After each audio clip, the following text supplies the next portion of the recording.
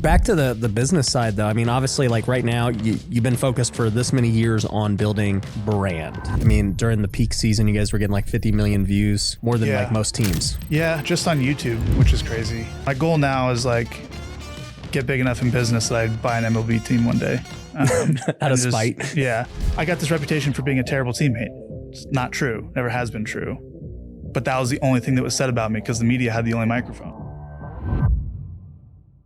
What's up, well builders? Today, I probably got one of the most hated guys in the MLB, apparently, because this guy has more statistical accomplishments than most guys out there, and yet they won't give him a job just due to craziness. I got Trevor Bauer. What's up, man? What's up? Thanks for having me. Yeah. So, dude, I was excited when you reached out because, dude, I've been following your career for a long time. I never faced you, but we played against each other back in college. And, I mean, dude, you've had a crazy career.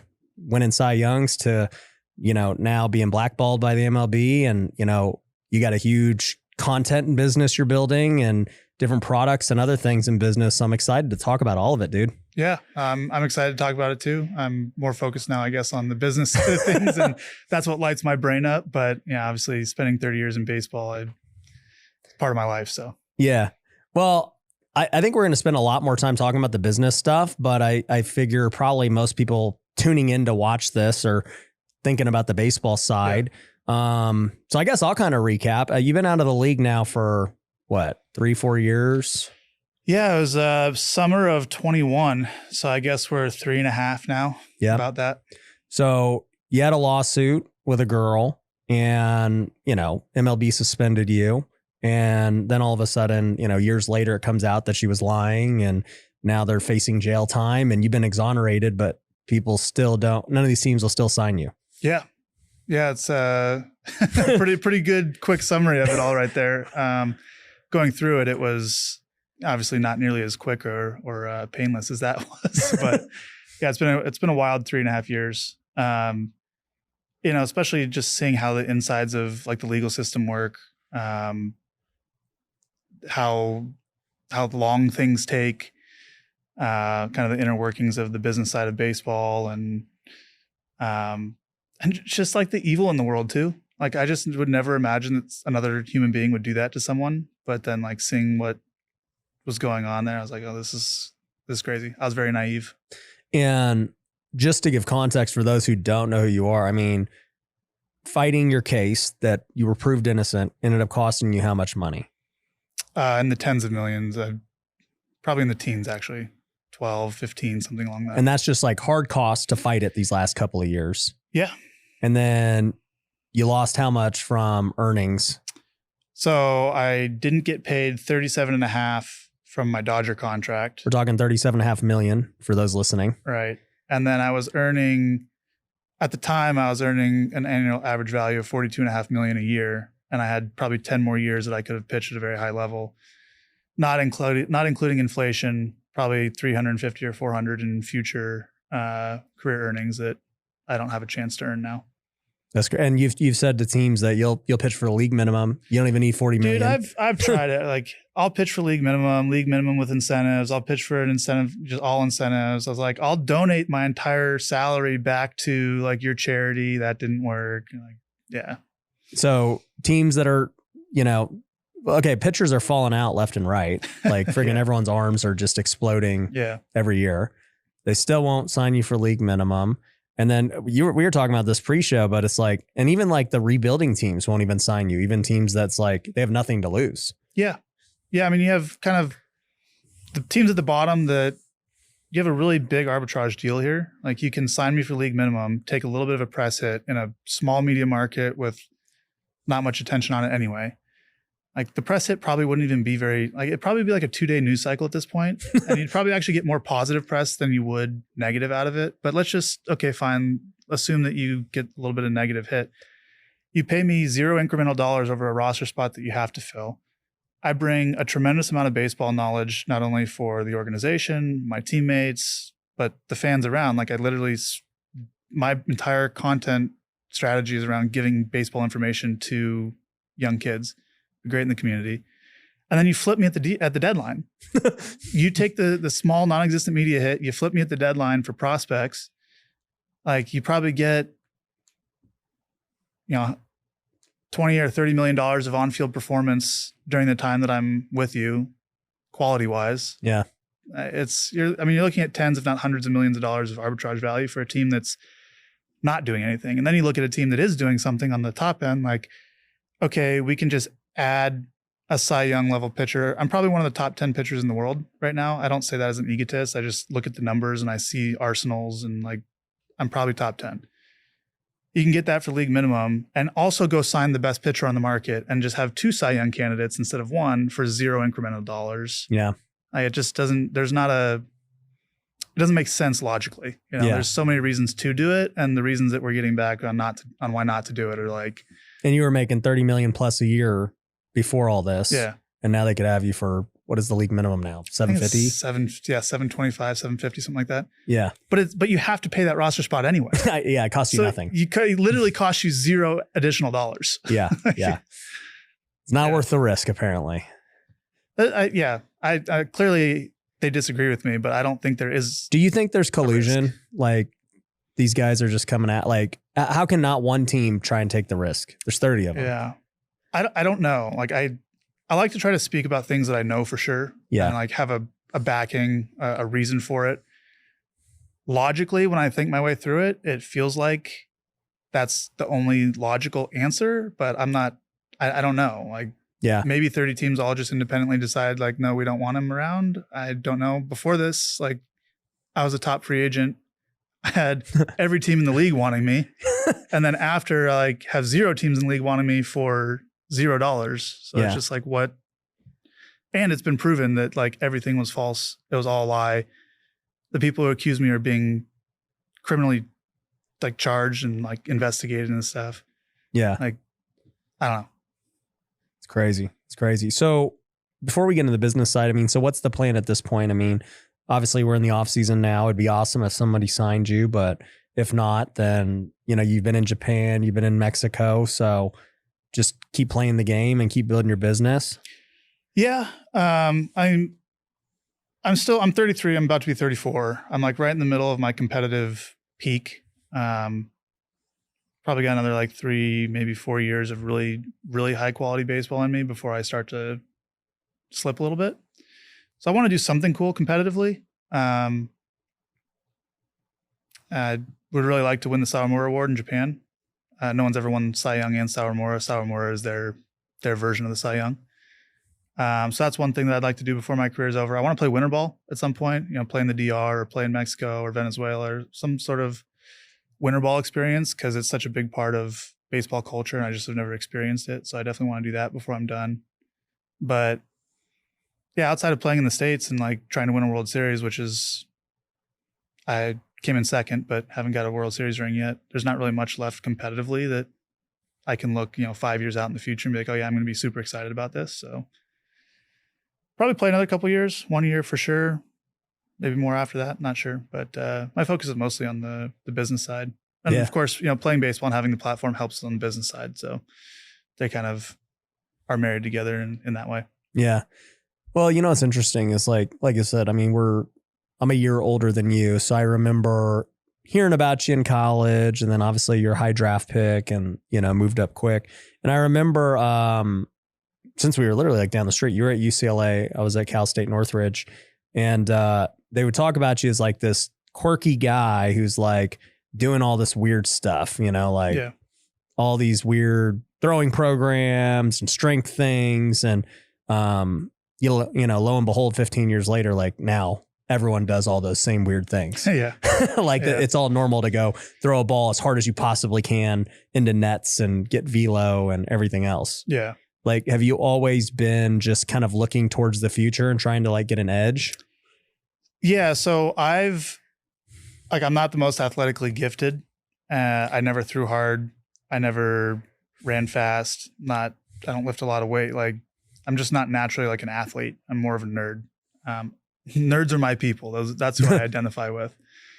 So if I wanted to be an athlete, I had to find a way of like training differently than what everyone else is doing because that just I wasn't gonna be able to compete in that way. And I think my mind sees inefficiencies in things for whatever reason. So I just looked at training like, oh, this is not efficient. Let me do it this other way. Or like, that's not efficient. Let me do this other way. And so I just started looking at data, actually, I took a physics class when I was in 9th grade. And it's just your entry level physics, mechanics, Newtonian mechanics and stuff. And I was like, oh, I love this class. I could apply this to baseball. What's momentum? What's, tension? What's leverage? What's all this different stuff? And I just started studying it scientifically. You go through iteration loops, where are you right now? Where do you want to be? Design a process, test, retest until you get to where you want to be. So started off that way, and it was long toss. It was speed training. It was mechanics, biomechanics. It was high speed footage for pitch design, and fluid dynamics for laminar and turbulent flows, and pitch movements and Magnus forces and all that stuff. And then I got into body chemistry and physiology, and how does nutrition play into it, and how do you recover better? If I can recover 20% better than everybody around me over the course of a career, I have a huge edge. I stay in the game longer, can pitch more years, more time to develop skills, more time to develop command. So yeah, I look at things like, okay, I'm not good at this. How can I go find an edge to get better at it? That's kind of how I built my career, starting when I was really 12 or 14. Why do you think so many of these guys are getting hurt now? Complicated. A lot of factors. Number one, like, you have to throw harder to have a job. Like, if you're a bullpen guy, you got to throw 97 plus, or you don't really get an opportunity, or you have some like trick pitch. So there's just, the harder you throw, there's more stress on the arm. Number two, the way that they're developing people to throw hard is like, you just go get super strong and lift a lot and train, and you don't really address the movement of it. So there's a lot of guys that are extremely gifted athletes that just move incorrectly, that with a couple mechanical adjustments probably wouldn't get hurt nearly as much. I think teams aren't incentivized to have players be healthy long-term, because they just move guys up and down between the minor leagues so rapidly. Like, the difference between 3, 4, and 5 starter in a rotation and your 1, 2, 3 starters in AAA is like a couple wins a season. There's not much difference there because of the training techniques, and they're able to get everyone kind of caught up to a certain level. And then, of course, you have your 1s and 2s in the big leagues that kind of get past that level. Teams are incentivized to keep them healthy because they're the ones getting paid $30 million. But on average, if teams if this guy gets hurt, they have another guy. So there's no incentive to invest in making the mechanical changes. It's just like, hey, we're going to get you to the big leagues quick. Just throw hard. If you blow out, we'll fix it. Tommy John, people are coming back 8 months, 6 months, 7 months, sometimes on the very fast end. It's not seen as like career ending anymore. So on the players' end, they're like, if I blow out, I miss a season, but it's worth it to try to get to the big leagues. Yeah. If I can have a few healthy seasons and have one that I miss, it's all good. And if you get to the big leagues before you get hurt, when you do get hurt, you get that service time. Yep. You're still getting paid. Yeah. Yep. So there's a lot of factors. Yeah. It's just interesting to watch because, growing up, it was like, man, you got to go pitch 200 plus innings. You got to be a workhorse. You got to be durable. Now they're like, dude, just give us 160 innings max. And just like, if you can do that, we're happy. Dude, if you're third, fourth, or fifth starter, make it past the 5th inning. It's like, wow, what a great start. Yeah. You need a 8-man rotation now. Yeah. Well, the way baseball is going, you're going to end up with probably 2 or 3 starters that are elite. And you're going to end up with probably 6 to 8 bullpen guys that are like 2 or 3 inning specialists. And then you're going to end up with your back end, closer setup guy, maybe a 7th inning guy. And you're going to have that 3, 4, and 5 slot in the rotation be 2 or 3 of those 2 or 3 inning guys. Yeah. So, one time through the order, switch pitchers, one time through the order, switch pitchers, and go. I think that's one of the reasons they're looking at like minimum pitch counts for starting pitchers, so teams can't do that. But teams are incentivized to do that. One, statistically, like, it's a lot harder to hit someone the first time through than the second and third. Yeah. 2, like, those guys, there's no system in the arbitration system. There's no example set up for that. So those guys are going to be infinitely cheaper than starting pitchers or relief pitchers. Yeah. You can always keep creating those guys. Yeah. There's surplus.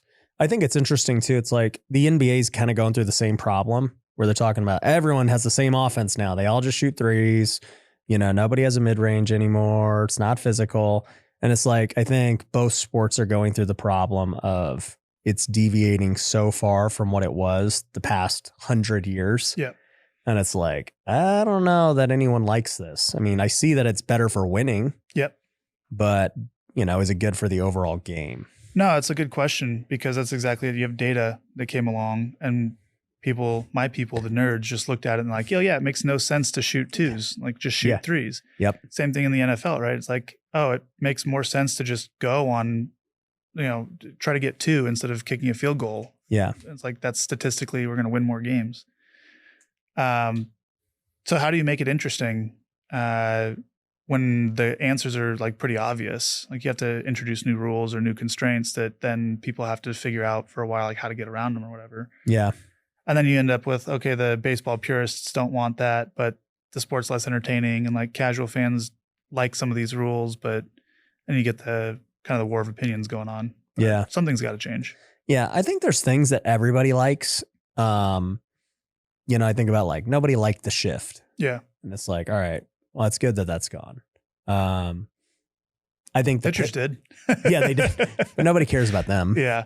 So, but you know, like even the pitch clock is interesting, you know, because I think everybody likes the quick game now, but it's probably weird for pitchers adjusting and weird for hitters even. Yeah. Feeling rushed. I think it's been very good for entertainment value. Yep. Which at the end of the day, baseball's that's entertainment. That's the number one thing. Has to be.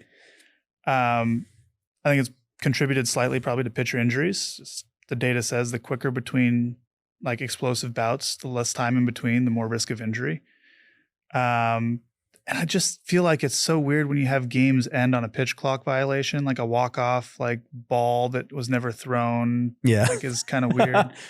You know, I think there's a way to do it that wouldn't have involved like being quite as public with the pitch clock and it would have sped games up. Yeah. You know, if you have someone at MLB office watch every game and time it, and then anyone who goes over 15 seconds or whatever you want to set the clock, they get $1,000 fine. Yeah, it's like, behind the scenes. It's not going to get the $30 million a year guys, but all your rookies or guys that are making a couple million a year aren't going to want to spend 10 grand per outing on pitch clock violations. No. So they're just going to speed up, and you probably get the benefits without some of the downsides publicly. But overall, as entertainment goes, I think it's been great. Yeah, for sure. So speaking of entertainment, right? You know, I was kind of talking about how you've been going against the curve, or against the grain, I should say, you know, your whole life and whole career. And you got into social media. You know, I think you were telling me back in 2019, you really started to take it serious. Same for me. I started to take it serious in 2020, which, as we both know, is kind of against baseball culture. Yep. Right. I mean, it's even today, it's just like, I would say it's the least, maybe NHL's worse, but like it's the least sport with social media and like even fan interaction. Like the NBA does a good job, their stars. The NFL does a pretty decent job with their stars. Golf is doing better. But, you know, you look at MLB and it's like, you know, the best players in the world, nobody even knows anything really about them. Yeah. Like, I don't know anything about Ohtani. You know, it's like we were talking about this, like who are the most famous guys like internationally, and you got more followers than basically everyone except Ohtani. Yeah. And it's like, how is that possible? You're not even, you know, in the game with these guys the last couple of years. And it's like Trout and Harper and Tatis and all these guys, like still, they don't have the same level of interaction or fame as a social media guy. Yeah. It's crazy. I think the culture of baseball is like discourages it, you know? Like if you do anything outside of baseball, you're somehow not focused on the game. Like, you know, you were doing real estate when you were playing, like I'm doing business, but if you post anything on social media, like, oh, you're not focused and the manager will talk to you. And there's one media director for the entire organization. So of course, if you're on social media and you say something dumb or you do something and they get questions, it makes their job harder. So it's easier just to tell the organization, hey, we don't post on social, don't post on nights you have a game, don't do this, don't say that, whatever. And so the culture just limits personalities. But when you look at the entertainment side, what you need is personalities. Yeah. And I think WWE or UFC are such great examples. To me, like UFC is the gold standard right now in terms of building personalities, entertainment value, and promotion. And you can just learn so much from them. But that doesn't translate to baseball because it's discouraged. And the culture needs to change if baseball is going to be entertaining. Yeah. What do you think about like what the Savannah Bananas are doing? I think it's cool. I think it's great because it's a different take on baseball. Yeah. It's still kind of the same game, but they realized something. The genesis of their company was baseball is not entertaining. Let's make it entertaining. And that's why they're having such good success. People go out, people love the Bananas. They go have a great time at the stadium. They're not there to watch the pitches and the hits and the tactics. They're there to be entertained. Yeah. And in a world with so much entertainment accessible at any given moment, like you have to stand out in some way to be noticed. Yeah. That's what I've been thinking about a lot lately now that I realize now, okay, so I'm in the world of entertainment with social media and everything that we do. And we're all competing for attention, right? So it's like, okay, if somebody's going to watch this podcast, we're also competing with, okay, they could be watching ESPN. They could be watching Netflix. They could be watching another podcast. They could be watching just Instagram on their phone or TikTok. Like, it's all the same. It's all just entertainment. And it's made me really start to really think about where is the world going? You know, content, sports, all of it is just movies. They're all just forms of entertainment. And athletes don't really think like that. I mean, we think of athletics as competition. Yeah. We're not thinking about entertaining people. We don't do it. You know, most people don't do it for the fans. We do it out of personal accomplishment and for sure. Goals and all those things. And it's like, well, that's not where the world is. Baseball will die if people don't become more entertaining. Sports in general will die. Yeah. There's too many competitive things now to sports. It's not just that anymore.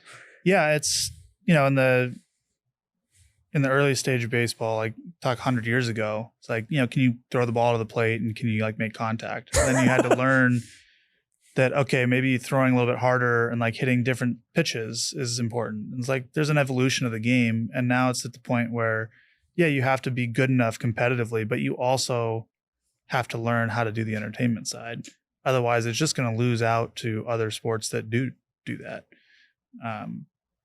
NBA was kind of first. They started delivering content to people where the people were on social media. Yeah. Steph Curry would throw a meaningless bounce pass in an all-star game and it'd have 2 million views 8 minutes later. All these different Twitter accounts, all these Instagram accounts were reposting it. Mike Trout makes this crazy, like robs a home run, climbs the wall, this catch like I've never seen before. You can't find it anywhere. And it's like, you know, what's the difference? Like no one sees that then. So the kids are excited about Steph and they're not excited about Mike. Yeah. Like, it's a travesty, but the sport hasn't caught up to. But the problem is guys like Mike don't do anything for the sport either in terms of promotion and getting it out there. Yeah. And it's, you know, not everyone's going to. Not everyone's built like that.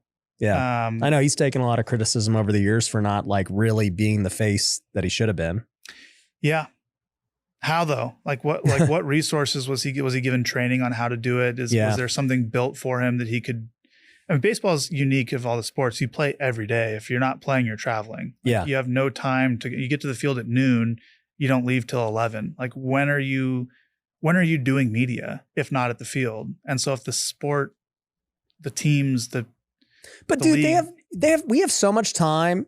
I say we, like I still play, which I don't. But so once a player, always a player. Yeah. But I think about how I got into real estate. So for those who don't know my career, you came for Trevor. It's like I played 8 years professionally, 3 years with the Oakland A's in the minors, and then 5 years in independent ball. But I learned real estate because we had so much freaking downtime. Yeah. And I'm like, dude, I'm just sitting in the clubhouse. Everyone else is playing cards, just doing nothing, you know, wasting time.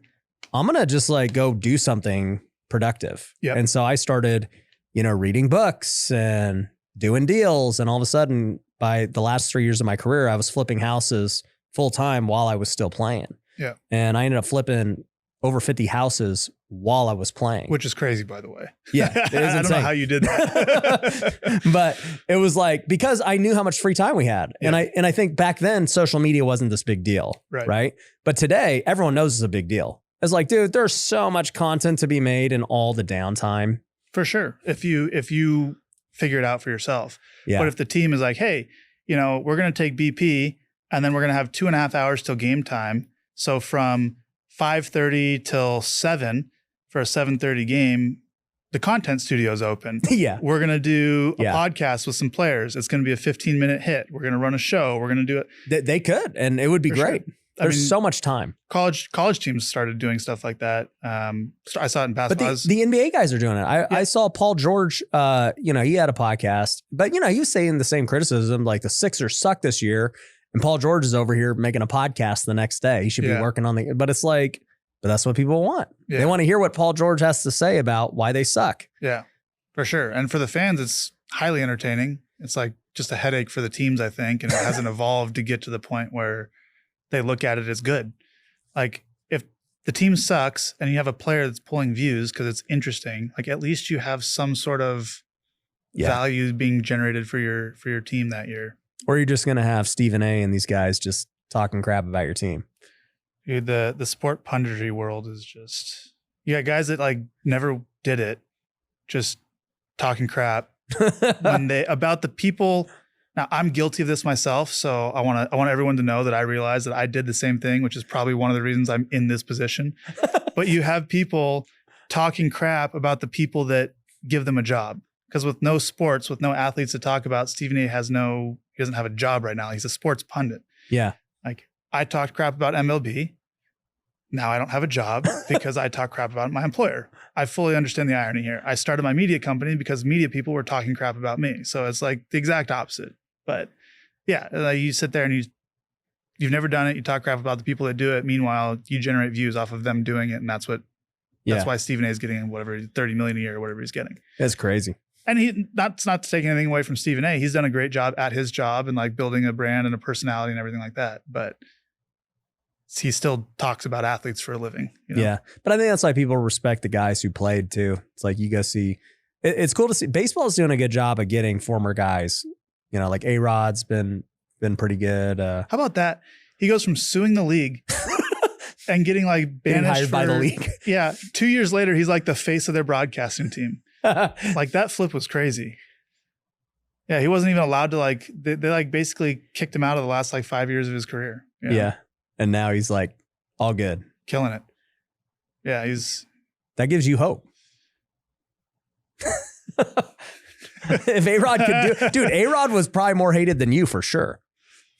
Probably with the fan base. Probably not in the league office. Fans hated him. Yeah. The league office has had people like tasked with watching my social medias and like trying to find a way to like suspend me or get me out of there for years before this happened. Like started in 2019. Like 2020, they had 3 people that were sitting there tasked, like watching my games, trying to find a way to like suspend me. Like very antagonistic relationship. 100% my fault. I will take full ownership of that. I'm not putting the blame on them. If I were to do it over again, I would have tried to get on their good side and like helped grow the game. I was trying to help grow the game, but I just did it the wrong way. But well, now you're doing it in a way that's on your own terms, right? I mean, you got your media company. Yep. And I mean, dude, at this point, I think you're like an anti-hero where it's like, all right, dude, somebody, the fans and the social media people are like, somebody's got to give this guy a chance. Like, this is crazy. And you're out there putting out content the way that, kind of honestly setting an example for what the rest of the league should be doing, showcasing behind the scenes and their life and all these things, training. And so you're kind of like resetting the stage. And I think, hopefully in the next 5 years, there will be other guys who are active that are, they take suit and start doing what you're doing. But, what was the motivation behind the media company? Because it's not just like, I know the motivation was to create your own, a better narrative and all that. But like, it wasn't just like, oh, well, I'm Trevor Bauer, I'm going to make content. You created a whole company and then you guys have other people and personalities and everything else. 2018, I'm at the All-Star game and they ask Rob Manfred, what can baseball do to market their stars better? Specifically kind of talking about Mike Trout. He's the face of baseball. What's going on here? And he says, baseball can't market players if they don't want to be marketed.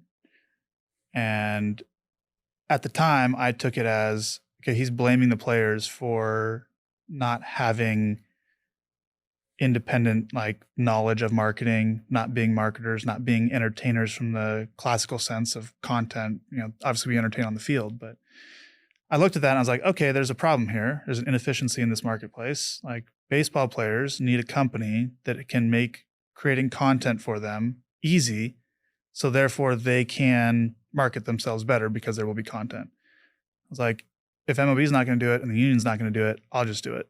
So I started Momentum with the idea of working with players to make content of them to then help market them. They can get deals, the sport would be better, the fans would be more entertained, it would be good for everybody involved. And to help players kind of have an avenue to dominate their own narrative against your traditional media outlets, your beat writers, your sports centers, your pundits.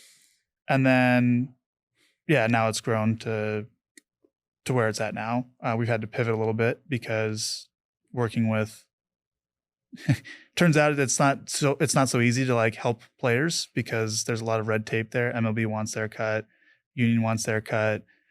Agents are like, we don't know about this, so player don't go do it. Media directors like, no, you can't do this with a player, even as a current player. Trying to get I can't tell you how hard it was trying to just get a media credential for a videographer to be in the videographer well, to take some just clips of me pitching just to post pictures or whatever, or short clips on social.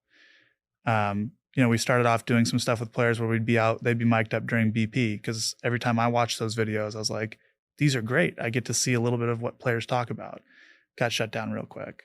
And that's the stuff that people want to see. Yeah. And so when I realized that, I was like, okay, COVID is here now. So during the 2020 season, I was like, 2020. What are we going to do for content? It's so hard to work with players already. Now no one can even go to the stadiums. I'll just vlog. And you're building this while you're playing. Yeah. This isn't after everything. Right. So I was like, I'll vlog. So I vlogged the entire season, saw crazy success with it. It was 2 months of season. And I was like, oh, that hit. So. And that was the year you won the Cy Young, right? Yeah. Which is pretty crazy, actually. I have a literal day-by-day vlog of the season that I won the Cy Young. Where else can you get that? It's never been done before. And I was like, I'll just keep doing this because this is great for everybody involved. Great for me, of course. There's a selfish component, but it's great for the game. It's great for the fans. Didn't know what I was doing in the first couple of years, know a lot more now, and continue to get better at it. But then that starts, who's going to edit this? Okay, how do we get better at thumbnails? All right, need a person for that.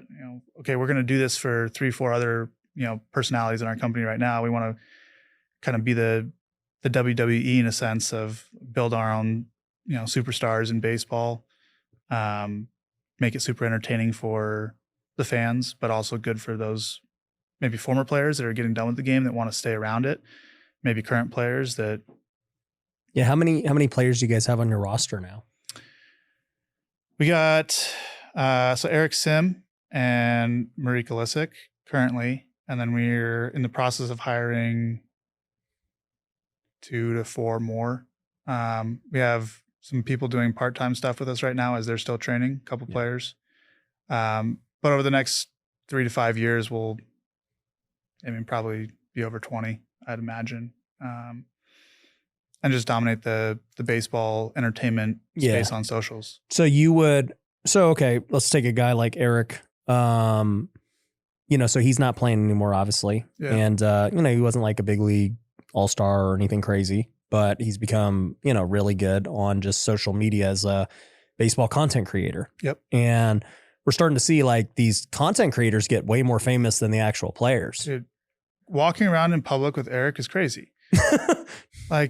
We go somewhere and it's like, Eric, King of JUCO, you suck. And it's the kids know his brand so well that these 8-year-olds are just running up to this grown man who like super strong and like, you suck, you're overrated. It's like there's this connection there between him and his audience.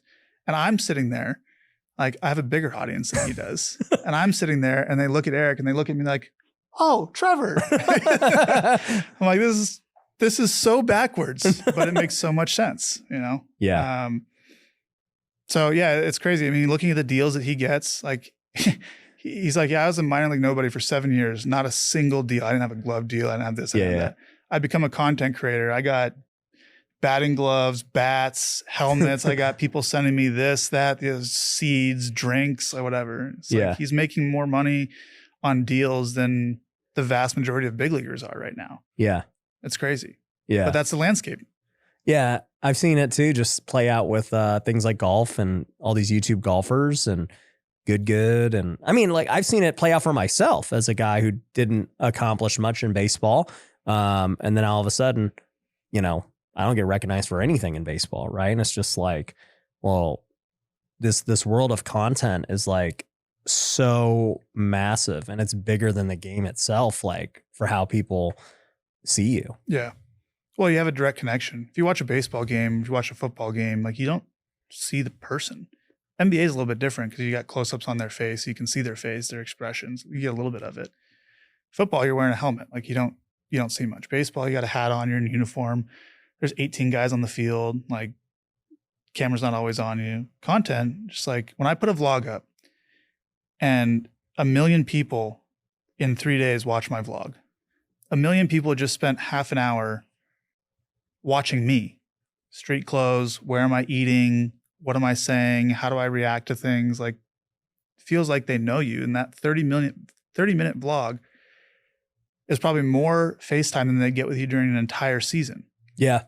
And way more intimate, you know, there's more dialogue back and forth. Like you can create a relationship with an audience that way. It's just not possible in sport on the field.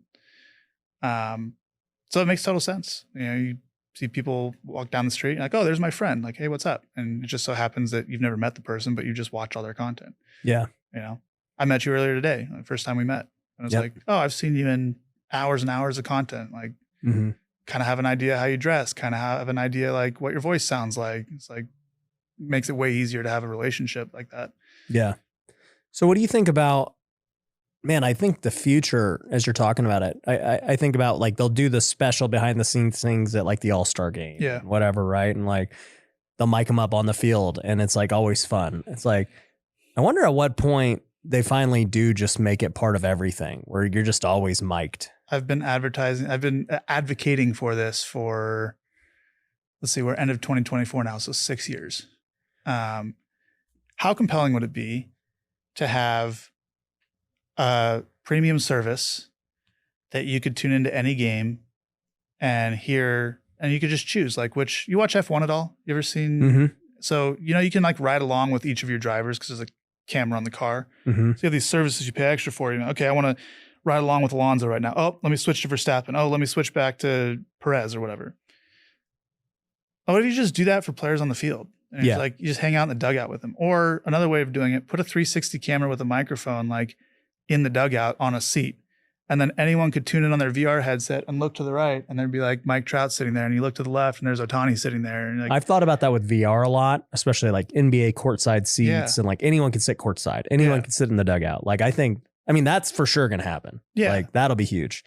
But you just gave me an idea I never thought about, but you know, what if that premium service was kind of like what these streamers do and where it's like, hey, you know what? Like, I don't know. Mookie Betts is the #1 streamed in-game guy because he's entertaining while he plays. He has great conversations. He's talking in between pitches and split the revenue between MLB and the players. And Mookie, And then you just, I mean, fans would pay.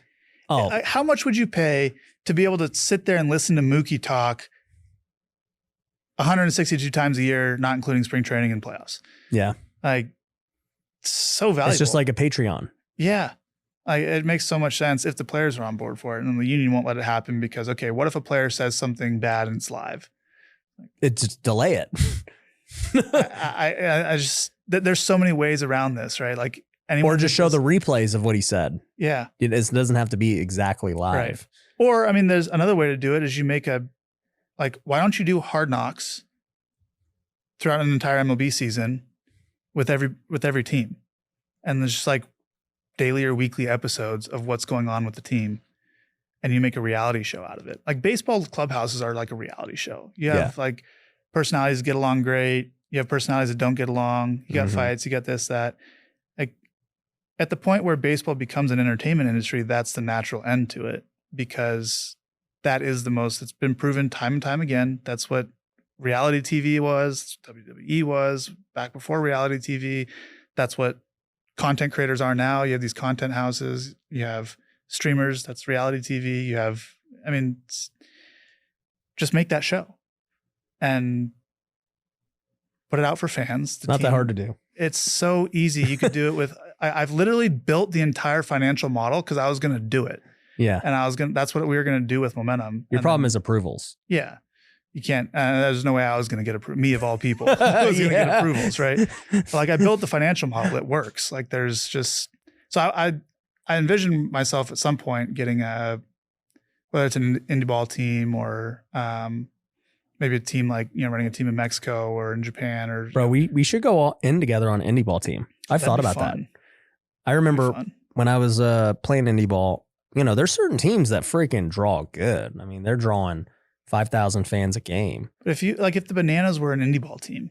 Oh, they'd be so valuable. I mean, the way they are got to be extremely valuable. Like if you can make, most indie ball teams are cash strapped, right? Like you can't pay the players. Well, that's what I'm saying. It's like the cost to own the team and then like actually try these ideas and stuff would be so simple. No doubt. And if you had someone that understood marketing and content, like clearly the Bananas do, like you could make a killing, dude. You'd have people flying in to watch your games if you did it right. Yeah. And there's no regulation. No. Dude, indie ball, everything goes. Yeah, it'd be great. I want to do it on the MLB side at some point. My goal now is like get big enough in business that I'd buy an MLB team one day. Out of spite. Yeah.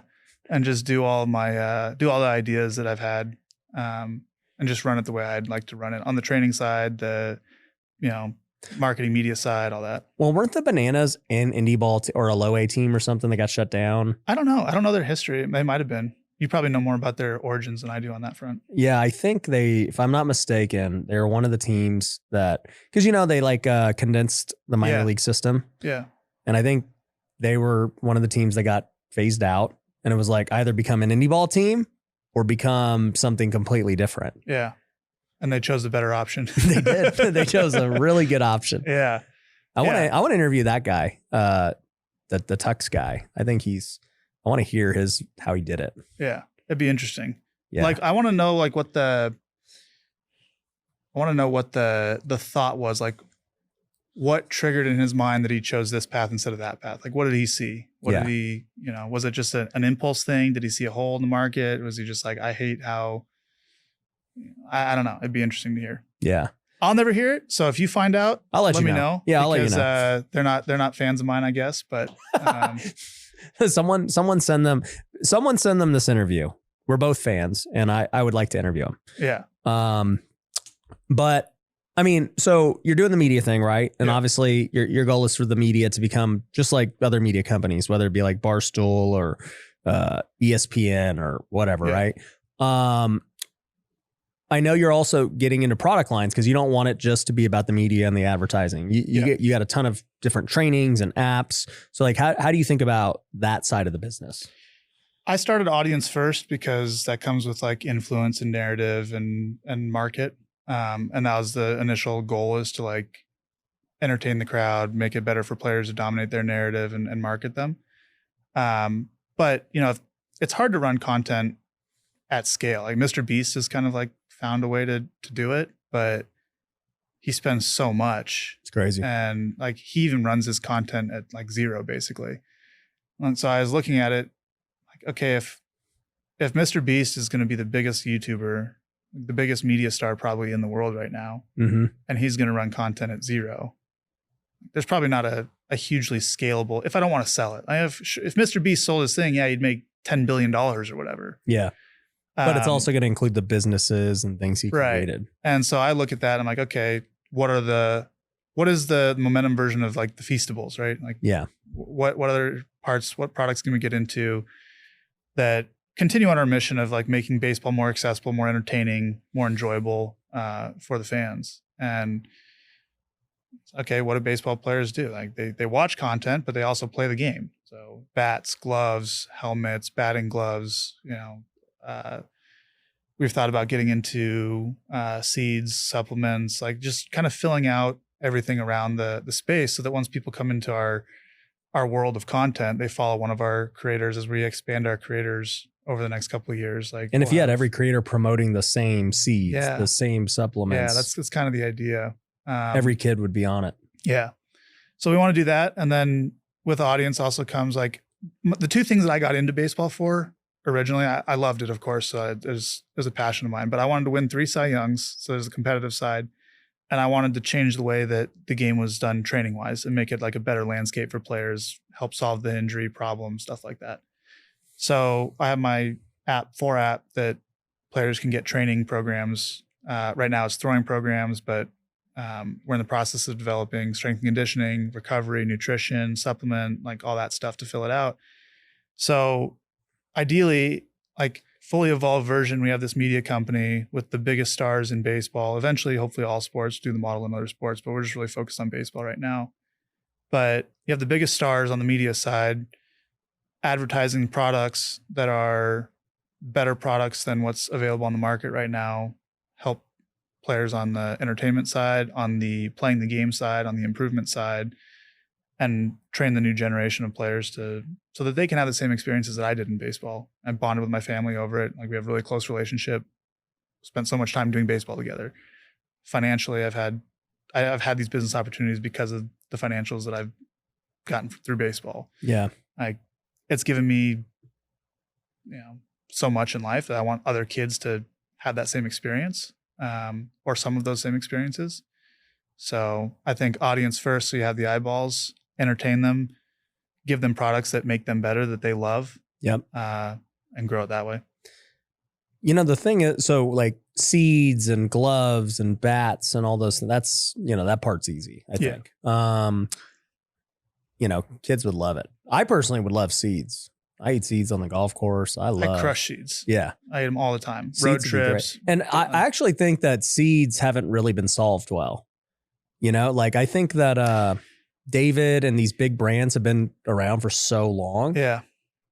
And I've tried some of the niche brands too. Yeah. And they're like better, and I just think, seeds are just like marketing at the end of the day. Yeah. I think you're right.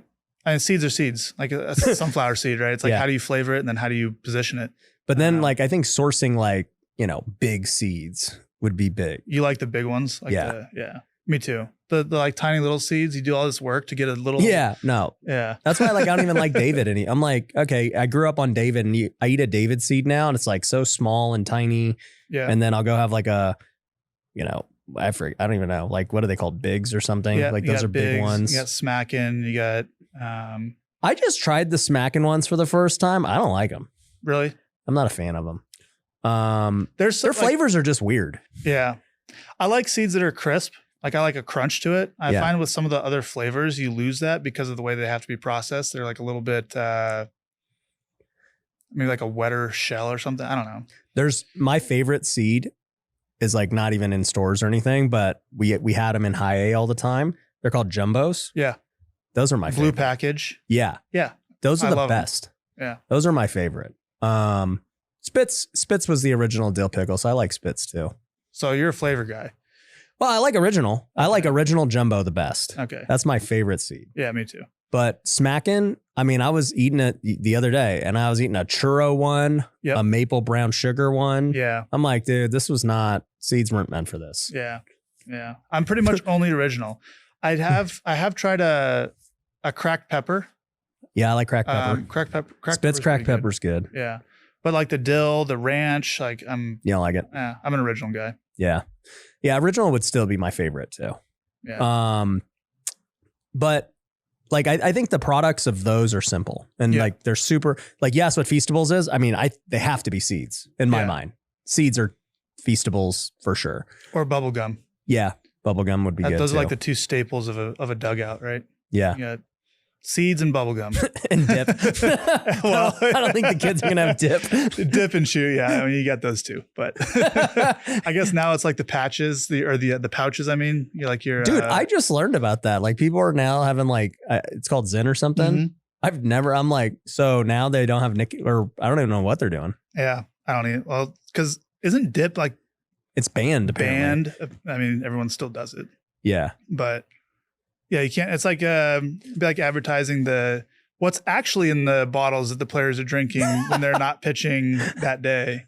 Yeah. We can't advertise that. Especially to an audience that's, 16 years old. That'd be a lawsuit and a half. That's funny.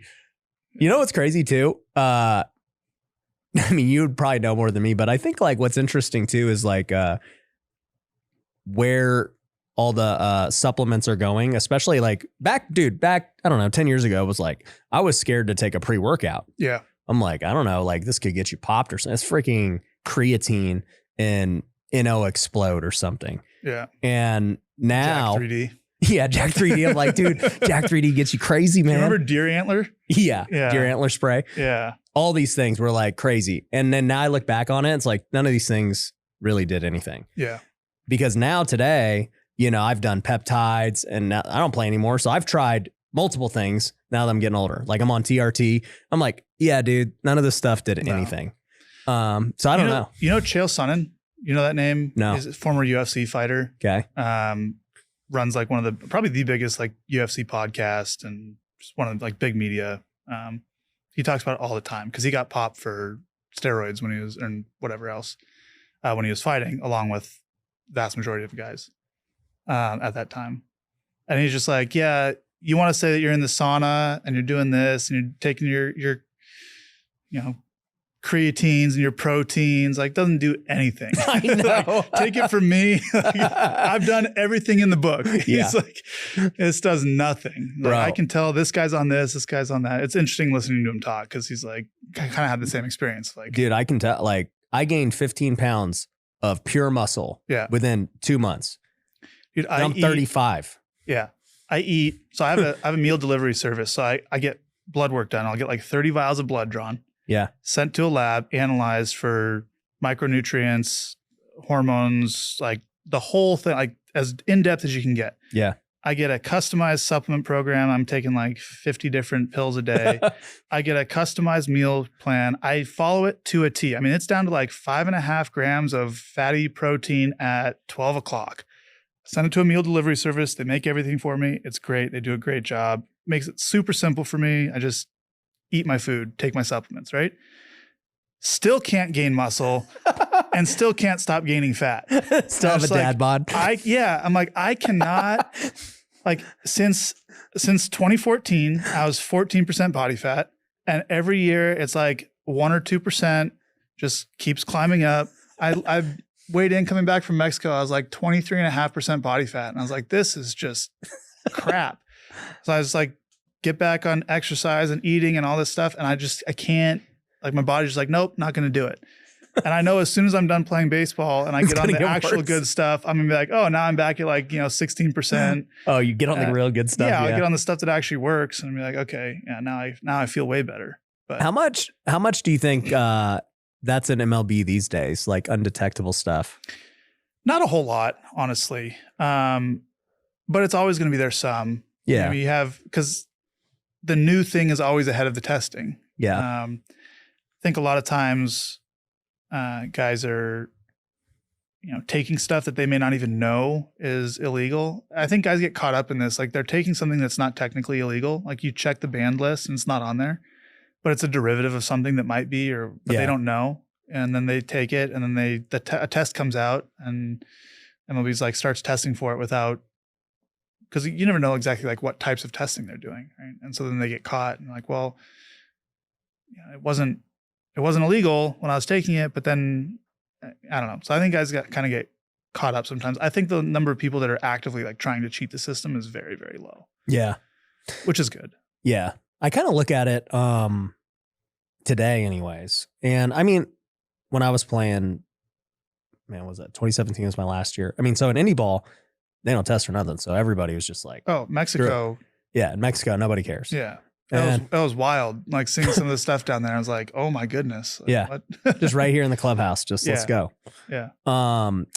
So it's just interesting. Like now I just kind of think back in hindsight and I'm like, okay, if this is what it really looks like. And then I look back in the 90s and how big these guys were. I'm like, dude, ain't nobody today looks like that. No. So, No. I mean, you have guys that are, like Aroldis Chapman, who's 6'6" and like very lean and like cut and jacked. very strong. Right. But it's not like he's Mark just a freak. McGuire, like, I mean, yeah, it's just completely different. Yeah. I think if I had to guess, the only thing that everybody's really concerned about would be like number one, Adderall, or number two, like recovery stuff. Yeah, peptides. Yeah. Yeah. Adderall, they've cracked down on a lot. Like 10 years ago. When I was playing, dude, anyone could get Adderall. You just had to pass the test. And there was recruiting pitches in free agency. Teams like, oh, we'll get you Adderall. We'll get you on Adderall. It does this for you. Like guys that didn't need it. It was something like 40% of MLB players at one point were like ADHD and needed Adderall. When the general population was like 5% or something. You're like, huh. Dude, here was my problem with that. So I remember going through that, and this was my thing. Is like everybody was trying to do that, and it was like, oh yeah, all you have to do is like pass an Adderall test, an ADHD test, and you got to just renew your, what do they call it, TPU every year? TUE. Yeah, therapeutic usage exemption. Yeah, exactly. Yeah. And it was like, so what? Like you just got to be dumb. Like that's kind of what it came down to. Oh, I just can't focus. Like I need Adderall. And I'm like, I was always smart, and you're obviously smart. I'm just like, okay, so let me get this straight. Somebody who's physically gifted and dumb or can't focus is allowed to fix that with a drug. But somebody who's not physically gifted can't fix that with a drug, but who's smart. You want to go down this rabbit hole. So the range of acceptable testosterone levels, if you look at like a normative range on a blood test, is like 275 to 1150. I know. 1150. Like I had multiple times that I tested below 275. So I looked into getting a TUE and I went, and it's like, this is impossible. I got to do 3 tests and I got to do a test every other week. I got to have 2 tests by MLB. They got to monitor me here. I got to get this. It's like, this is just like, this is not tenable. Meanwhile, so I hang out at like the very bottom end of that range. I'm like 320 or something. Yeah. I'm like competing against guys that naturally are 1250, but because they've always been that's like their range, and it's fine that they're naturally over it, because I mean, you can't penalize the guy for being naturally over it, right? But I'm like, that is 4 times what I'm at, and we're supposed to compete on the same field. Like, how is this fair? Well, but my problem is like, I'm okay with that being the situation. Like I was, I never tested my blood when I was playing, but 2 years ago, I got blood tested for the first time. I was in the 300s also. Yeah. And I was fit. I mean, I was still in great shape, and I never had taken anything. I was like, well, what should I do? And they're like, well, you can naturally do it. So I started taking like all these just normal pills from Amazon, like DHEA and tart cherry and freaking ashwagandha. Yeah. All that stuff. Yeah. And I got up to 500 naturally. Okay. Just from that. And I was like, I had a similar, I got up to like 440, I think, at my peak. Yeah. Actually, so middle of 2021, I get put on admin leave, and then I didn't play in 2022. So I had kind of a year and a half or 2 years of like blank time where I was just training. And I actually got up to like 440 during that time. Felt great. I'm like, what would 1,000 feel like? Well, I can tell you. So so I was like, okay, so I'm just doing this naturally. He's like, you've hit your like genetic max at your age and everything else. And I was like, okay. He's like, you could just get on TRT. And I was like, nah, like I don't believe in that, cause I'm just conditioned to like, play sports and do it with integrity and everything. And then I thought about it one day. I was like, wait a minute. I don't compete. Yeah. Like there is no reason I can't do anything I want to do. Yeah. So I'm like, I'm just going to try it all. And so I got up to like 900, 1,000 and Did you feel like much better? Way better. Yeah. It's not even. That's what I've heard from everybody that's been on it. It's not even comparable. Yeah. But it still That'd goes, be nice. Be nice to wake up and feel good in the morning. dude, when all you have to do is just be a media mogul, Yeah. then yeah, you'll get to do it. Yeah. All right. Something to look forward to in life. But you know, what's funny is like back to the point of these guys who are 1,000 or 1,200 naturally, right? They were still going out and getting Adderall. Yeah. And it's just like, this isn't fair. Yeah. Imagine when the greenies were a thing. Yeah. It's just like, I played with Jason Giambi Yep. in Cleveland. He lived out here. I used to work out with him too. Yeah. Yep. Great guy. I love Jason. It's awesome. Mm-hmm. But he was telling me some of the stories from his time in Oakland and like what the guys, I mean, you think about, you had, Canseco and McGuire, and you had both Giambis and like just the group of players back then. And like these stories, I mean, these guys weren't sleeping for 72 hours. They're going, it's like you wake up Friday morning, you play a game at night, you go out, take your greenie, you roll through to like 7, 8 a.m. in the morning. Like you go to breakfast, go to the field for a 2:00 Saturday game. You get out at 5 or 6. Oh, so-and-so celebrity Saturday night, they've got a party and we're in LA. Like, okay, we're going to go to that. You got a Sunday day game, pop another greenie. And these guys like haven't slept for 72 hours and they got to travel Monday and play Tuesday. And they're just like, they just roll through. Just hit bombs. It's crazy. Like, I can't even imagine. Like I stay up like an extra 2 hours past my bedtime and I'm like wiped for 3 days. I'm groggy. I'm not getting anything done. By the time, what time is your bedtime, dude? Because you'll be texting me at like 1 a.m. So baseball player, like I'll be in bed 2 a.m. is like okay, kind of a cutoff. This off season, I'm like, well, I can't run the businesses and train to try to do something competitively if I'm going to be getting up at 11:30, go to the gym and train, and it's 3:30 before I'm done. The business day's over. And the business day's over. So I've been getting up at 6 and I've been training from 7 till 10 or so. And then that's about when people kind of come in for the companies. And then I work a full day. And then I generally get done around 8 and go home, do some learning, listen to podcasts, and I'm asleep by like 9:30 or so. Over the last 2 weeks, I had year-end employee reviews plus personnel turnover plus Christmas plus all this stuff. So my schedule got all wiped out, but yeah. I forgot about that too. Like the fact in a normal baseball season, you go to bed at like 1 or 2. Yeah. I forgot about that. Yeah. Well, you don't get done till, now games are like 3 hours actually, but when you were playing, when I was playing, it was 3.5, 4 hours. Yeah. You're done at 10 or 11. Yeah. You eat, you shower, you get home and it's midnight, 1 o'clock. 12:30. Got to wind down. Yeah, you're all still amped up from the game. Yeah, dude. On nights that I pitch, and when I was in the big leagues, if I could fall asleep before 4 a.m. on a night that I pitch, I'd be like, oh, this is great. Yeah. I'm just laying in bed like wired. And it's like I'm physically very tired, but I'm just so on mentally. Yeah. Well, luckily for you, you don't have to do anything the next day. Yeah. It's just the Saturday night game. The 7 o'clock Saturday night game to 1 o'clock Sunday game with travel day. Yeah. When it's like, I fall asleep at 4:30, 5 o'clock. I'm up at 8 to go to the field to be there at 9 for pregame stuff. I got to stay awake during the game. And then we got a plane flight, 2 hours on the plane, and you don't get into the hotel until, 11:30, midnight or something like that. Like those are the brutal ones because that'll mess you up for a week. Yeah. Yeah. So back to the business side though. I mean, obviously like right now you've been focused for this many years on building brand and content, and you've done an amazing job. I think you were telling me a stat. I mean, during the peak season, you guys were getting like 50 million views, more than like most teams. Yeah. Just on YouTube, which is crazy. Between my channel, Eric Sims' channel, Momentum's channel, we were pulling over 50 million views in the middle, probably May, June, and July. That was with me in Mexico, Eric not playing, not being a player. Yeah.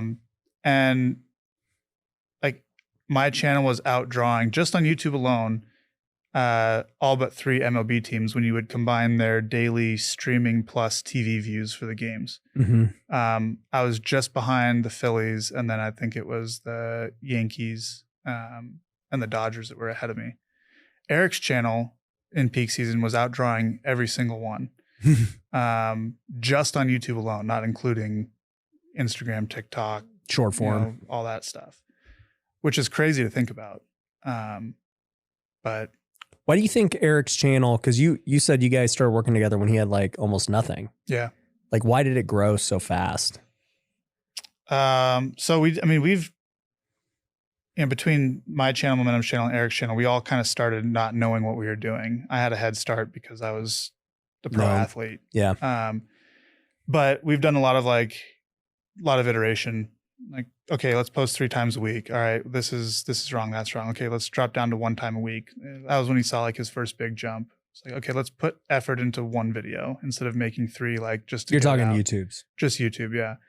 And then the next one was when Shorts kind of came out on YouTube, and he would just Eric's like, he does wild stuff. He just does stuff that no one's seen before. Like, dude, I started seeing him pop up like maybe 6 months ago. Yeah. The things that I see are so like, he's getting hit by 100 and some mile an hour pitch. Yeah. I'm like, what is this guy doing? Yeah. And then like, I don't even know. So I can't even remember some of the things I've seen him do. They're just ridiculous.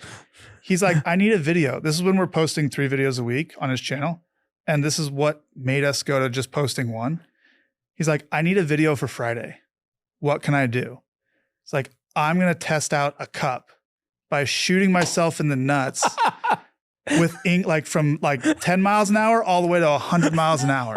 Oh my God. So he's like, he stands in front of our pitching machine with a cup on and just starts feeding balls and shooting himself in the nuts for views. And I'm like, this is not. This is getting out of control. I was like, this is done. Like, you no longer need a video for Friday. Like, he shot himself with 60 and was so bruised that like just for a week, dude, he couldn't walk. I was like, we're not doing this anymore.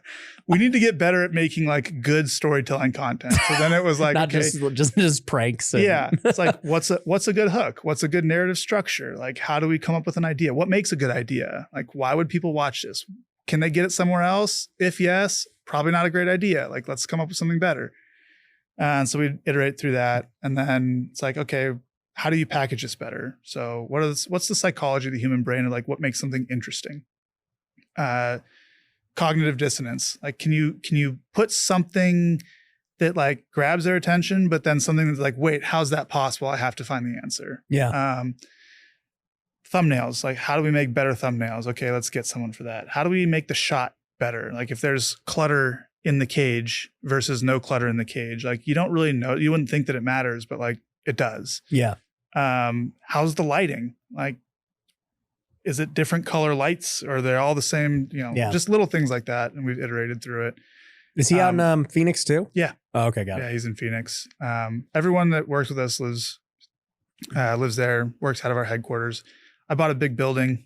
So is that the cage where he films everything? Okay. So that's your guys' HQ. Yeah. So we have footprint of our suite is 9,000, but we put a second level. So we got like 11,500 square feet in there. Run the training side of our run 4 app out of there, train athletes, and do the app. So you'll do in-person trainings too? Only for pro guys, only by invite only. We charge them nothing. We limit it to like 20 slots. The building's actually called closed to the public. So you can't get in there unless we invite you. Got a door code. Got it. We've kicked some people out before too, where it's just like, you're not a fit for the training culture. Like, so yeah, but we put everything in there. We got a float tank, we got hot tub, cold tub, we got ionized water and clean water. We got Edgertronic, TrackMan, we got hit tracks, we got force plates. I mean, we got everything that you would need in there. Tried to make it, we got lockers, we got like a locker room for pro guys. Try to make it as similar to in season as possible. So they can come in, be comfortable, get the pro guys in our content. But yeah, we just run it I wanted someone to train with. Like, I wanted people to push me. And so I was like, we'll just bring guys in, won't charge them anything. And like, if you don't fit the training environment, if you're not pushing, then yeah, see ya. So you got that building out there. You guys are making content out there. You're training out of there. The business is running out of there. I'm just thinking about all the possibilities with it, because that's cool. Is there any plans to do anything else, like expand that, like get a field or we've thought about that. That'd be great. I own the building's 22,500 square feet. So I own the whole thing. At some point we'll probably expand and take over the rest of. I rent the other 3 suites out right now. At some point in the future, I imagine we'll expand into, grow the headquarters. We've talked about getting a field. Having a place for podcast studio, I think would be great. Informational content would be great. Training videos, like how-tos. Yeah. Informational stuff on the training side for sure. And then we've talked about having a field where we can host tournaments, but do them like in an entertainment style. So you have the travel ball landscape right now, where you bring some travel ball kids in, put some mics on them, run like game show type stuff surrounding, in baseball, make it super entertaining. So we've thought about that. Did you ever play in Cooperstown? No, dude. So when because you have to go when you're 12, right? Yeah. And so I was at the travel team I was on at the time. We were going to raise money, and something happened where, like, I think our coach had something like something happened, or I don't know, I forget what, and we didn't end up getting to go. So Dang. I never played there. I've actually never been to Cooperstown. Yeah.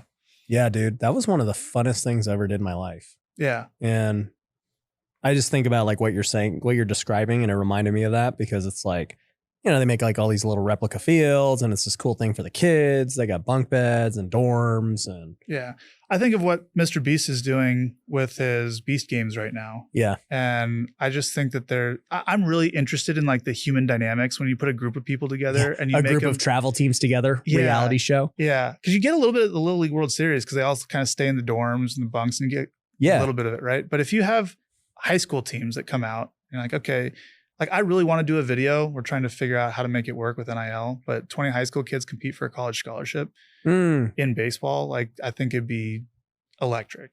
I got the whole thing designed out. We actually tried to do it the other day, and then found a rule that we're like, oh shoot, we can't do that, because the high school kids will be ineligible if they do it. But high school kids can't do NIL? So it's technically not NIL if they're like playing their sport. So I could have football players come in and do the baseball competition perfectly fine. But if baseball players come in and do the competition, at least in Arizona, then that's technically playing their sport for monetary gain, which violates amateur status. But college lets you do that.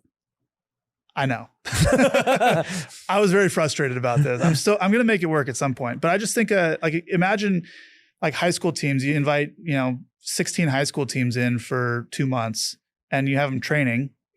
We have training on the app, so they can get all their summer ball stuff, strength and conditioning, nutrition, whatever, provide all that. And then they're playing off in a tournament of like skill development plus entertainment value. They play games 2 or 3 times a week. They're mic'd up. There's a fan involvement aspect. I just who's kind of doing that? I just saw this the other day. It's in basketball, the Overtime Elite. Have you seen that? Yeah. Isn't that what that is? Yeah. Very similar. Yeah, because they're making like content and really like hyping up the teams and the players and paying them. I just like blend reality TV with baseball, and like I think that's pretty much what they do. And I think it's pretty successful from what I see. Yeah, I just think it'd be a huge hit in baseball. So we need a facility to be able to do that. We need a field, but we got to get our products going, because running content at basically break even loss, net even, like we're not going to be able to buy a field with that. So that's where the product line kind of comes in, scale the business up a little bit. How do you manage between, obviously you made a ton of money while you played, and I'm sure you've invested wisely. You don't seem like you're out there just doing, the worst thing you had to do was fight a legal battle. Yeah. But how do you manage between like doing what's right for the company and like making the company self-sufficient and operate the way it should, versus like you could just write the check and do it? Yeah. I did for a long time. I think I'm close to, got to be around 4 million in personal investment into the companies to like get them going. Yeah. And they're starting to pay me back, and that's fine. I could write the check, but I don't want to do it I think I don't want to do this for a short period of time. I'm not trying to build something 5 years, scale it to 100 and sell it for $1 billion or anything like that. Like I want to do this for 30 years. So you have no intention to sell? No, maybe pieces of it. Like if you do the seed company, you could sell off the seeds. Yeah. Or sell a minority stake or something to raise enough capital to do something big. You know, if we want to go there. I saw Dude Perfect just did that. Yeah. Yeah. I follow Dude Perfect a lot. They own a freaking soccer team in Europe, and they're making this Dude Perfect world. I'm like, okay. These guys kind of have it figured out. Yeah. With trick shots and sports. Yeah. And just the way they've been able to pivot their content and evolve because the landscape on YouTube is so different now than it was when they started, and they're still super relevant. It's been crazy to watch. But when I take the long-term view of it, it's like, it makes no sense right now to go place this big bet, sell off a piece of something, lose a little bit of control in some way, either doing it with like venture capital or riding it myself. Yeah. And then come out as a loser somehow on it. I want to build it sustainably to the point where like, okay, we know this will work. We've tested it. We've done 3 or 4 videos like this. They've all crushed. We've generated revenue on the back end from it, continuity or product or whatever it is. Like, this model will work, and then go try to build it that way. How much does it scare you, I guess? And this is like a question for every athlete, right? It's like you go and earn all this money while you play, and then most athletes have no skills after that, right? Mm-hmm. Now, clearly, you've got skills with content, you've got smarts and business acumen, but do you have any type of fear that maybe you won't be able to make money at a high level? No. Yeah. Because I'm just going to do it for 30 years. Like I've never been just like the best pitcher for a given night. Like there's always been someone that's more talented. Like even when I won the Cy Young, if you needed to win one game, I bet you people would have gone and picked Jacob deGrom that year to go pitch that game instead of me. Mm-hmm. I just did it for longer, and I spent more hours every day doing it, and I bet on myself to learn and develop skills. Yeah. So I look at business the same way. Like there's like, you're way ahead of me. Like Grant Cardone's way ahead of me, but there's nothing materialistically different between us other than like, you have a set of skills that I don't have. Grant has a set of skills that I don't have. We've just been doing it longer. Yeah. So if I do that with a iterative learning loop for 30 years, like who else is doing that? Yeah. The people that have billion-dollar companies, because they just stick in the game for long enough. They learn quick enough. So how many, you know, what's crazy is how many baseball guys even know.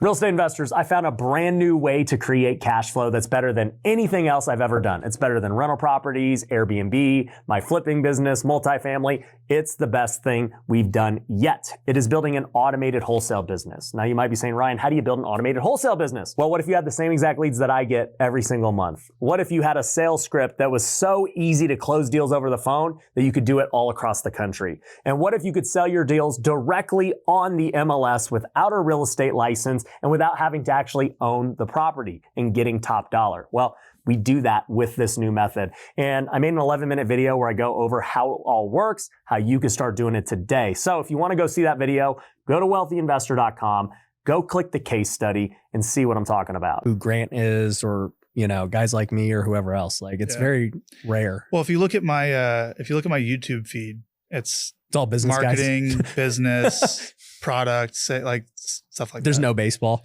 I try so hard to keep baseball off of my feed. Like I don't want to see it's hard because I'm like, my content is in baseball and I love baseball from the entertainment side. I love doing it. But the vast majority of content out there in baseball is just talking about the game, drama of the game happened. And where's this person going to sign? This reporter said this. I'm like, I could not care less. Yeah. I want to learn something. Like, yeah, I know more than any of these people talking about the game. Like I can still learn from people, but the amount of times that I'm with someone where I learn something about baseball is so minute. Like I'm always the one talking, which is fine. I love sharing information, but like I went from being the quietest person in the room with a bunch of smart people when I was coming up and learning a lot to now I'm the one talking. And I'm like, I need to go find a different room to be in where I can learn, keep advancing. And that room for me is business. Cause I didn't go to business school. I was a mechanical engineer when I went to class. I almost failed out of school because I played too much Call of Duty. And then I basically dropped out of school my junior year just to play because the opportunity cost was too high to go to class. So I don't have a business education. Like I don't have any sort of like classical training. So when I decided I wanted to get into business, I was like, I'm just going to start. I made a lot of really stupid financial decisions, small scale ones, at that time. But I was like basically paying for my business education by just getting in the game and trying to figure it out. And I look at where I was when I started in 2019 and how I think about things now, thanks to people like you and all the guys that I watch on YouTube and other platforms. Like the way I think about business is dramatically different 5 years from when I started. Mm-hmm. And like the rate at which I'm picking stuff up is like starting to increase because I'm able to like go hire a person to teach me or go pay someone for a conference or whatever with money from the business. And content is like, it's exponential. Like when you really get it going, like you can get it to take off. And same thing with, business. And like when you get to the point where you actually start scaling instead of like, how can I stay alive? Yeah. That's when it gets really fun. And that's kind of the point that we're getting to now. So yeah, you guys are about to start really being profitable with products. You got the audience, you've learned a lot. It's funny because my YouTube feed's definitely, a lot of business stuff. My Instagram feed is literally baseball and golf. Yeah. It's just watching stupid stuff. Yeah, my For You page on Instagram is like all baseball. And no matter how much I try to get rid of it, it's just baseball, baseball, baseball. So I don't go on there too often, but yeah. So to answer the original question, like if I've come this far in 5 years, like you basically just did your 5 years of school. Yeah. Now you're like ready. Right. And now I'm like, I'm going to do this for at least 25 more years. Yeah. So like, what can I set a goal when I was 14 years old to win a Cy Young Award, to like literally be the best pitcher in the world. Mm-hmm. And I got it. Yep. In 15 years. So what is the goal in business now? Build $1 billion thing. Just not for the money. I don't really care about the money. But just the goal. Just to say that I did it. Yeah. And I wanted to do it while I was still playing. Figured I could play till I was 40 to 45 with the way that I took care of myself. So I started business when I was 28. So it was like a 17-year, if I played till 45, it was like a 17-year ramp, which I figured was about twice as fast as I could actually do it, but figured I'd set an aggressive goal. Now I probably won't play that long, but I still just want to build $1 billion thing to say that I did it. And I have an impact. Like, I want to see the injury problem solved in baseball. I want to see the game like be better. Not because I love the entity that runs it, but for the kids, for the players, for the fans. I remember, and I want to take care of my people. Like I want to be able to offer someone a career. Like for guys that play minor league baseball that spend 20 years of their life doing something they love and get nothing for it. Like I'd love to be able to say, hey, come work here. We can pay you a very livable, like good wage. And if you're good at this, like you will have massive upside to be able to build a career in baseball. Yeah. That you didn't get to do playing. Now you can still play. Like we can still go play men's league game. We can play, college teams. We can go do baseball playing stuff, but you can actually get something on the back end of all this work that you put in. Yeah. The content I see in men's leagues games are pretty funny. Yeah. We're going to play a lot of men's league games this year. That doesn't surprise me. Yeah. But just do it in like in an entertainment way. Everyone will be mic'd up. Yeah. We'll have, can we cheat in a men's league game and not get caught? Can we, stuff like that we find interesting and entertaining. Yeah. I've had so many minor league guys hit me up over the years because, they're just looking for ways to make money. And then they find about real estate and flipping and wholesaling. And I've seen a lot of guys transition from it. But you're right. It is this massive problem of, dude, guys get out of baseball, whether they got to the big leagues or not, and they just don't have anything. This is the dark side of it too. Even guys that get to the big leagues, you don't make any money. Yeah. Until you're 6. Until you get to arbitration. If you are lucky enough to get, and even then you're making your first year of arbitration, like you're making $2-3 million, which is great. Good money. Half of that goes to taxes. When you want to buy a house, like houses are, if you're going to live in an Arizona, Florida, Texas, California, like that year's salary is basically wiped out if you buy a house. Yeah. You could finance it and whatever. But the guys that make it to the big leagues making $700 a year, if you're up all year, most of those guys are up and down. Yeah. So they end up making, $500 for the year. Half goes to taxes. You're left with $250. Yeah, it's not much. Like, it's good money, but you can't do it for a career. Like if you could do that for 30 years and retire at $250, great. But like that lasts for 2 or 3 years. Mhm. You don't come out of it with much. People see Soto sign for, basically $1 billion or whatever. It's crazy. He deserves it, by the way. He's the best hitter in baseball. But they see him sign for that and like, oh, baseball players get paid so much, but like the vast majority don't. Yeah, only the top guys. Yeah. And I'm sure that's the way it is in business and stuff, of course. Too. Yeah, if you can somehow make it to free agency, you finally get paid. Maybe. Even so now, like people make it to free agency and they're too good to get like minimum contracts, but they're not good enough to get a big contract and they get wiped out because it's like, why would a team pay $8 million or $6 million to like that utility infielder or the second baseman that's like really solid defensively, fast, but doesn't hit for a lot of power, going to put up a 1.5 WAR over a season when they can just bring a prospect up for $6 million less and get half WAR out of him or 1 WAR out of him when they're not even trying to win. Like that season, they may not have a World Series team. So they're like, well, one extra win doesn't do anything. Probably loses me a draft pick. So sorry, really good MLB player, solid guy, great in the clubhouse, can play any position. Yeah. Sorry. I remember you were going to go year to year. Yeah. What was the plan with that? Maximize AAV and bet on myself to stay healthy because I already train nonstop. I study, eat well, take care of my body, all that. It's like if I can assume more risk, then my price tag goes up. And so I was like, I will play year to year. Also on the media side, like if I play at a really high level for 7 or 8 different teams, then I gather all those fan bases and that's value for the rest of my life. So yeah, I figured I could probably average $40 million a year for the last 10 years of my career, doing it that way. Yeah. And now I don't have a job because I was on a short-term contract. So it's easy to walk away from like the Dodgers released me and just paid $22 million of my contract to not have me play. If that was a 7-year deal, I would still have a job now. Yeah, you'd be in the job. Yeah. So I assumed risk and I paid for it. Yeah. Did you have other offers that were like much longer? Yeah. I got an offer from, I won't say the team, but they said, it's 7 years. You just tell us the price. Here's the contract. And I was like, I don't want 7 years because I don't know that I trust your organization to win and I don't want to go to a hellhole and lose for the rest of my career. I had other teams that were like 5 for, 30 a year. But I just looked at it. I was like, okay, you're saying I can make like 42 this year and like 47. What was your deal with the Dodgers? So it was only ever intended. So it was a 3-year deal. But I had an opt-out after every single year. Yeah. And then the way they had to structure it was a little bit weird. But the way it was intended is that I would play 2 years and I would make 42 the first and 47 the second. So I would average, 44 and a half.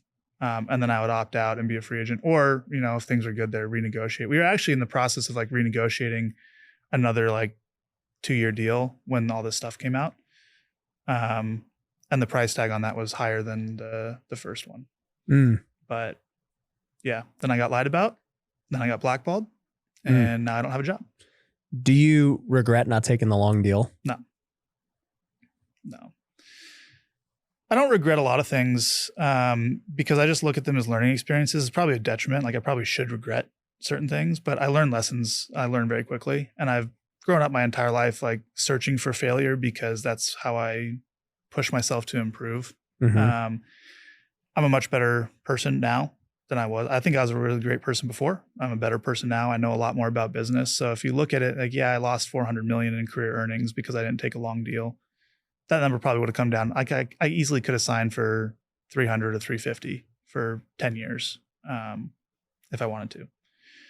But I also gained skills because of it that I likely wouldn't have gained, made changes in my life that I likely wouldn't have done because of that whole situation. And so now I'm set up at 33 years old right now for another 30-year run. Or I guess call it 25 because I've been doing business for 5 years. So that could be $1 billion. Yeah. So it's like, would I trade 400 for $1 billion? I'd trade 400 for $1 billion. Now, it would have been a lot easier to get to $1 billion with 400 million of cash sitting around, of course. Yeah. But if you develop the skills, like I tell this to baseball players all the time. I'm like, if you are a big league pitcher, skill-wise, you will be a big league pitcher, because not many people throw 98 with elite breaking stuff and elite command and can do it year over year. So if you develop those skill sets, you will be a big league pitcher. It's just really hard to develop those skill sets. So now I'm just like, okay, focus on developing skill sets. If I'm a great marketer, great product guy. Yeah. Great content guy. Ultimately, I need to be great at assembling a team. Like, I think that's the ultimate skill set. But right now I have to be able to do some of those skill sets to understand, one, to get the company to a place where we have some revenue to be able to, or some, we increase our revenue to be able to hire the team, but also to learn what I'm looking for in hiring. Yeah.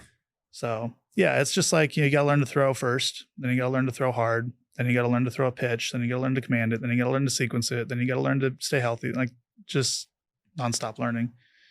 I feel like you're, the more I talk to you, it reminds me of like DeChambeau, like super. We get compared a lot. Yeah. Now I'm thinking about it. I'm just like, super like thoughtful, thinking way outside the box than everyone else. He was super misunderstood early on in his career. Now everyone loves him. Yep. When he started his YouTube channel. Yep. Because people got to hang out with him for an hour as he tried to break 50 or whatever. Yep. And then they're like, oh, I love this guy. Yep. And no one can say anything about him because they just go watch. Like, you can see it right here. Yeah. So that's why Makes fans sense. like me now, like they get to hang out with me every week for half an hour. Yeah. Or an hour twice a week in season. Like, it's like, I got this reputation for being a terrible teammate. It's not true. Never has been true. But that was the only thing that was said about me because the media had the only microphone. Mm. And now they just look at it, and I get comments every video. I thought this guy was a terrible teammate. Like, it looks like all of his teammates like him. Like, I want a teammate that like helps me like that. Like, this guy looks like a great teammate. Why do you think it started? Like, what? I know exactly why it started. Why? So I get drafted by Arizona. The manager at the time is Kirk Gibson. Okay. Like, super old school vibe. Like, wanted just grinders, like no media, no anything, just baseball. Third overall draft pick. I go into my first spring training. It's big league camp, and I have a chance to make the team. That's what's being like reported in the media. So I go for my first outing, and the media guy comes to me. He's like, hey, ESPN wants to do a segment on you. Like, do you mind if they film you during your warm up? I was like, I don't care. Whatever. I just got to get ready for the game. He's like, yeah, that's fine. This is the media director telling me this. Yeah. So I do this. I go pitch. ESPN does their thing. It's whatever. And then got held against me. They're like, oh, you're a rookie. Your first camp. You think you're better than anyone. You got an ESPN, blah, blah, blah. Like, that happened. So the organization didn't get off to a great start in spring training. And then what really kicked it off is I get called up to the big leagues. I have my first start. I shake my catcher off a lot. I've shaken every catcher off a lot my entire career. It wasn't anything personal with him. So Who was the catcher then? Montero? Miguel Montero. Yeah. Yeah. Okay. So, and he had been there when Schilling and Johnson were there, and he'd caught those guys. Yeah. So he's like, I've caught Hall of Famers. Yeah. So one day I'm in the outfield for BP. Pitching coach comes like, hey, after BP, we're gonna have a meeting with you and Miggy and Blanco, who was the backup at the time, and all the coaching staff. Just get everyone on the same page about like how you like to call a game, just so we can have like better pace during the game. Like, okay. I go in after BP, media's waiting by my locker. Like, hey, this happened, that happened, your first start, blah, blah, blah. I was like, oh yeah, we're gonna have a meeting, everyone get on the same page. I haven't had a chance to tell Miggy how I like to pitch or even really to talk to him. So we're gonna have that meeting. Well, no one had told him that we were supposed to have this meeting. I figured they had because I was told by the coaching staff. So the media just runs over to Miggy's locker. It's like, Trevor says you're going to have a meeting and he's going to tell you how he likes to pitch and blah, blah, blah. And he's like, who am I? I've only caught Hall of Famers. I've been here for this set. Who is he? He's first starting the big leagues. If he wants to talk to me, he knows where my locker is. And then Bob Nightingale wrote an article about how there's dissension in the clubhouse and how I'm an egotistical person. The players don't like me because I think I'm better than everybody.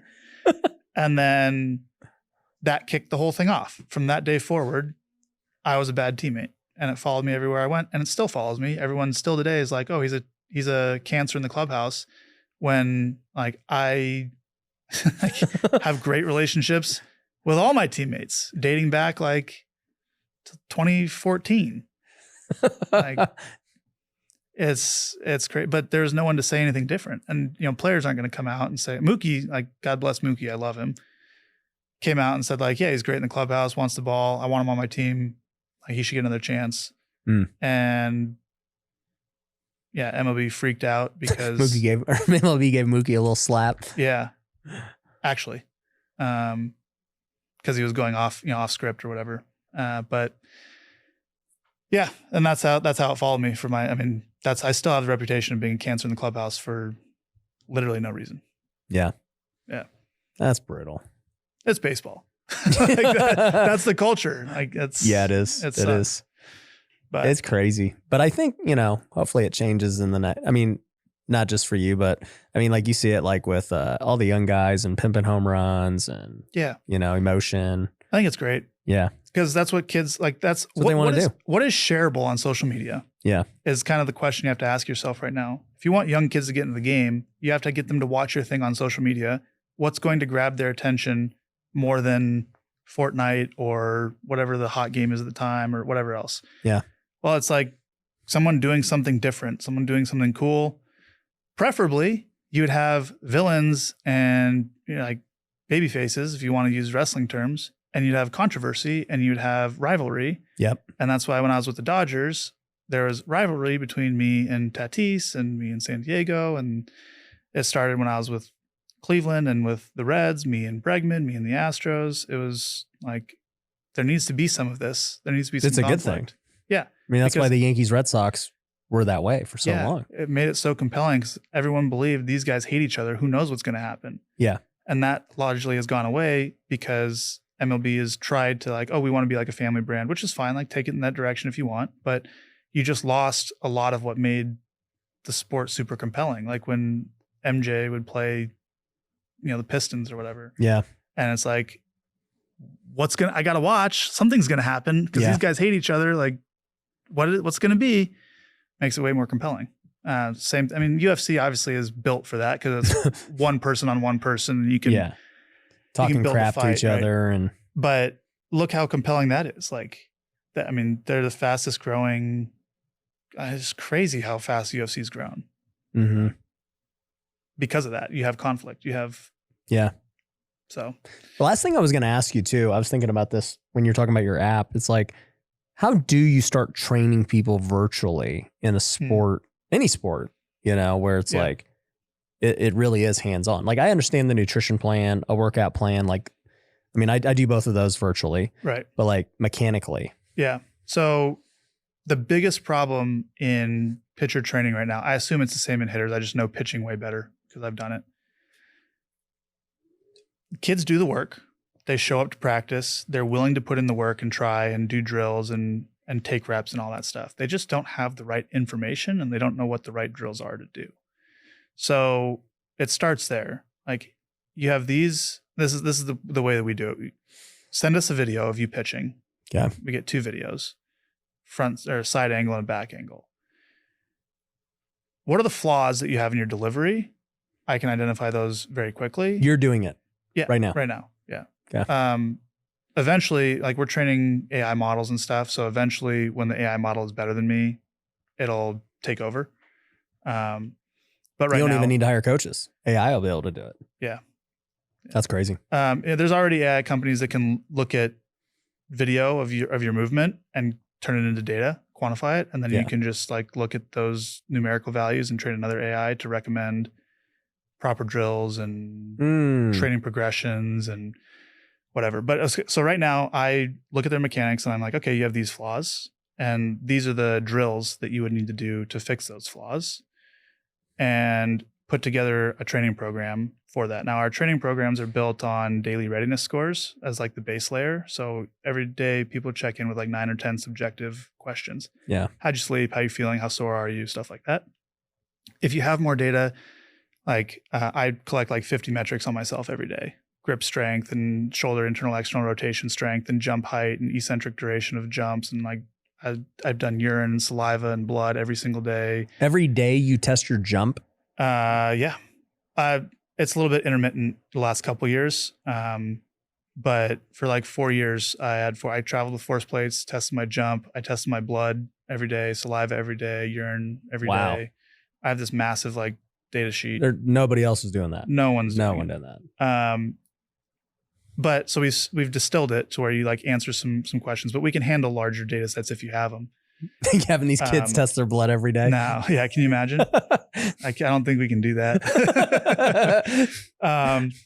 But it produces a readiness score for you. So it's like, okay, my Aura Ring does that. Tells me a readiness score. Yeah. I have Aura as well. I like Aura. But yeah, so get a readiness score, but then that'll adjust your program every single day based on, okay, you didn't sleep well last night and you're feeling sore. Like you probably shouldn't be throwing high intent today. Let's lower the volume. Let's down regulate you, this, that, whatever. So it's all based on your daily score, but the drills are targeted at your specific flaws at the time.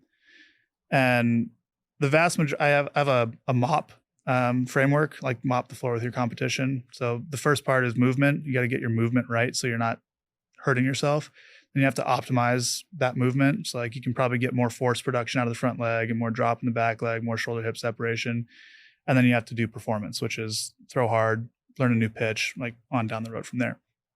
So the vast majority of kids don't get out of that movement phase or come to me with like being in that movement phase. I've only had like 3 or 4 people come in and be like, damn, you move really well and you're optimized. Like, let's get on to some of the cool stuff. So start off with. Those kids are elite. They've been training. Yeah. One of my kids is going into his sophomore year of high school. He's touching 92. Yeah. He's like, got this big sweepy slide, going to be probably a first round pick. Mm-hmm. It's like, okay, I can't help you on mechanics. Like keep doing what you're doing, but I can help you on, let's get your, why is your fastball not spinning efficiently? Why is your breaking ball not moving like this? Let's change. Let's do that. Like I can help you on all that stuff. And eventually the app will be able to do all that stuff like automatically as well. It's just so few people get to that level that it didn't make sense to start there. So recommend the drills that they need to do. The throwing program adjusts every single day based on how they're feeling, which takes into account what they did at high school yesterday or wherever they're at. Like, do they have a game coming up? This is how you're going to prevent injuries. Yeah. Yeah. I could see how that starts to play out. Yeah. It'll handle in season. We have like version 2 coming out in a couple months. It'll handle like onboarding, in season, training. Like, do you want to get better at command, velocity, pitch design, health? Like it'll alter your program for all of that stuff. And then it looks at the feedback that you give it every day. And it's like, okay, now we can learn from how this recommended grouping of things, exercises, volumes, whatever, affected you. What was your readiness score next day? Let's optimize for you specifically how you respond to stuff. So it's really just kind of letting the drills correct the mechanics in a lot of ways. Yeah. If you look at the most efficient way to learn, it's through variable movements and natural learning. So for some kids, like, not just like messing with their body and having them. So here you go. There's a framework. You have internal and external thoughts, and you have narrow and broad thoughts. So an internal thought might be, okay, I'm going to move my finger. I moved my finger. An external thought might be, there's a spot on the wall over there that I'm looking at. Yeah. I'm focused over there, right? And then you have broad, like there is a tiny spot and it's red over there versus, oh, I see a wall. Yeah. You have narrow, which is the tiny, and then broad is the wall. So if you look at the best performance mindset to be in, it's an extremely narrow external mindset. So you hear pitchers talk after throwing a perfect game and they don't know what, like, how'd you do it? And they're like, I just, my catcher called it great. I just threw I just hit the glove. Because they don't know what they did. Yeah. It was completely on autopilot. They were in like this flow state. That's what you call like in the zone. Mm-hmm. The exact opposite of that is a very narrow internal. Like, okay, that was always my problem when I played. Yeah. I was a tweaker. Like I just was always messing with things, thinking about mechanics while I was playing. Yeah. Like, oh, my knuckles got to be here. Or I got to do this or whatever. And you're trying to hit 95 coming at you and thinking about something internally. Well, the body doesn't perform that way. The body is a bottom up system. When you walk down the road and you step on a rock, you automatically make the adjustment so you don't fall before your brain even processes that you stepped on a rock. Mm-hmm. But when you start trying to think top down, okay, get my foot down early, do this with my elbow, whatever, it slows the processing speed so much that you cannot perform at the level you need to. So when coaches go and they talk to players like, hey, I want you to feel this, I want you to feel that, get in this position, completely disrupts the athletic nature of pitching, of the movement, hitting, whatever athletic movement. So the best way is, I think about this as like an algorithm where you have a set of inputs that satisfy the given equation that you want. So for example, if I'm pitching, I want to throw an object to a spot. Like, can I do it off a mound? Can I do it off a flat? Can I do it off an incline? Can I do it when I'm tired? Can I do it with a baseball, football, softball, golf ball? Like, those are all inputs to that you want to be able to satisfy the system with. Do something once, accomplish it. Okay, I have thrown a baseball at 95 and hit the outside corner. Now start changing things, putting variable movements in there, do it out of a different, implement the system or the environment. And this is the way that the brain works to learn skills. So what's the centerpiece of our training program is variability helps increase the rate of learning. Athleticism helps. It always trumps thought scripted. I was going to say, you're just being an athlete, right, at that point. Yeah. So we put all of our players through variable training, but given certain constraint drills that will help fix their specific flaw. Yeah, that makes sense. And then we just make it variable, and we see great results. I mean, we've seen, I think it's like 89% are gaining velocity in the first 30 days, like 87% see command improvements, 60% feel better, health-wise. I think 40% of our guys actually have seen 5 miles an hour or more increase in the first 30 days, which is pretty crazy. That's crazy. So I look at it as like an information thing, but you can't just dump information on people and expect them to know how to implement it. So we have the system built we've built a system of implementation, and now we're going to start with like the educating. So dump a bunch of information. Hey, if you want help doing this, here's the app. Here's the program. Yeah. The thing I've realized is, so now, I'm a golfer. And so I've been just, being competitive, trying to get really good and going through the same process now. But I feel like golf and pitching are super similar in that, you're trying to hit or throw a ball. You don't really worry, like, you don't have anything competing really against you other than the variables, right? Yeah. Like the weather, the lie, whatever. Whereas with hitting, it's like, not only do you have to do that, but you have to also now compete against a massive variable. Right. And I just think about that. I'm like, damn, hitting is really hard. So hard. I'm just like, it's got to be the hardest thing to do in sports, in my opinion. Because I love, like, I golf now, and I'm like, yeah, this is just like pitching. Like, I mean, when you pitch, you throw the ball, and at that point, it's out of your control. Like, whatever happens, happens. But it's like in hitting, not only do I got to get that movement correct, but I don't even know what the heck is coming at me. Yeah. Yeah, it's so hard. Most hitters get, I think about this from baseball perspective a lot. Like, what is the evolution of hitting? Because pitching is getting so good that hitters are performing worse. The hitters are better, but they're performing worse because pitching's outpacing them. What is the evolution of it? And it's, hitters have to be completely freed up mentally. So no mechanical thought. They have to have great mechanics and a great swing plan to give them an opportunity. So that's the first step. But then they have to be completely freed up mentally to be able to attack certain pitches. Pick one and just hunt it. Yeah. Because then that puts the hitter as at least on an equal playing field, if not the aggressor in the at bat. Whereas pitchers right now dictate everything. Yeah. But the majority of hitters can't do that because they're thinking about their swing. What if I strike out? Don't chase a ball. Yeah. What if So the ideal scenario is like the coach, instead of giving dummy signs on third base in a 2-1 count with no one on base, like, you're giving signs, but that's communicating what the pitcher's tendencies are for that specific scenario. Or so you just bang trash cans. But everyone has it in the dugout. Like, you have a sheet. It's a 2-1 count, no one on base. Like, you can do this. So it's just, you look, pitch happens, ball. 70% chance. Fastball. Third base coach says, hey, fastball, hunt it. Now, we don't care if you swing and miss. We're not guaranteeing you that you're going to get a fastball. You're just playing probabilities at that point. Play probabilities. And now the hitter is attacking that. And if he hits a homer or hits a double or whatever, it's worth a ton of value. If he's being defensive, he's not going to hit that fastball nearly as often, and he's still going to miss the slider. So AI would calculate based on pitcher tendencies and your tendency as the hitter. Yep. Of like, okay, everyone knows you freaking always swing at the slider in the dirt. Yeah. So we've built a lot of these analytics for our the pro side of our app, basically like my heat maps and stuff. And yeah, we can look and say, this pitch in this location is going to happen 22% of the time in this game scenario, and it has a run value of X. Now, the hitter, when they swing at that pitch in that position, hits it Y% of the time and has a run value of this. You know, they could foul it off, they could miss it, they could hit a homer, whatever.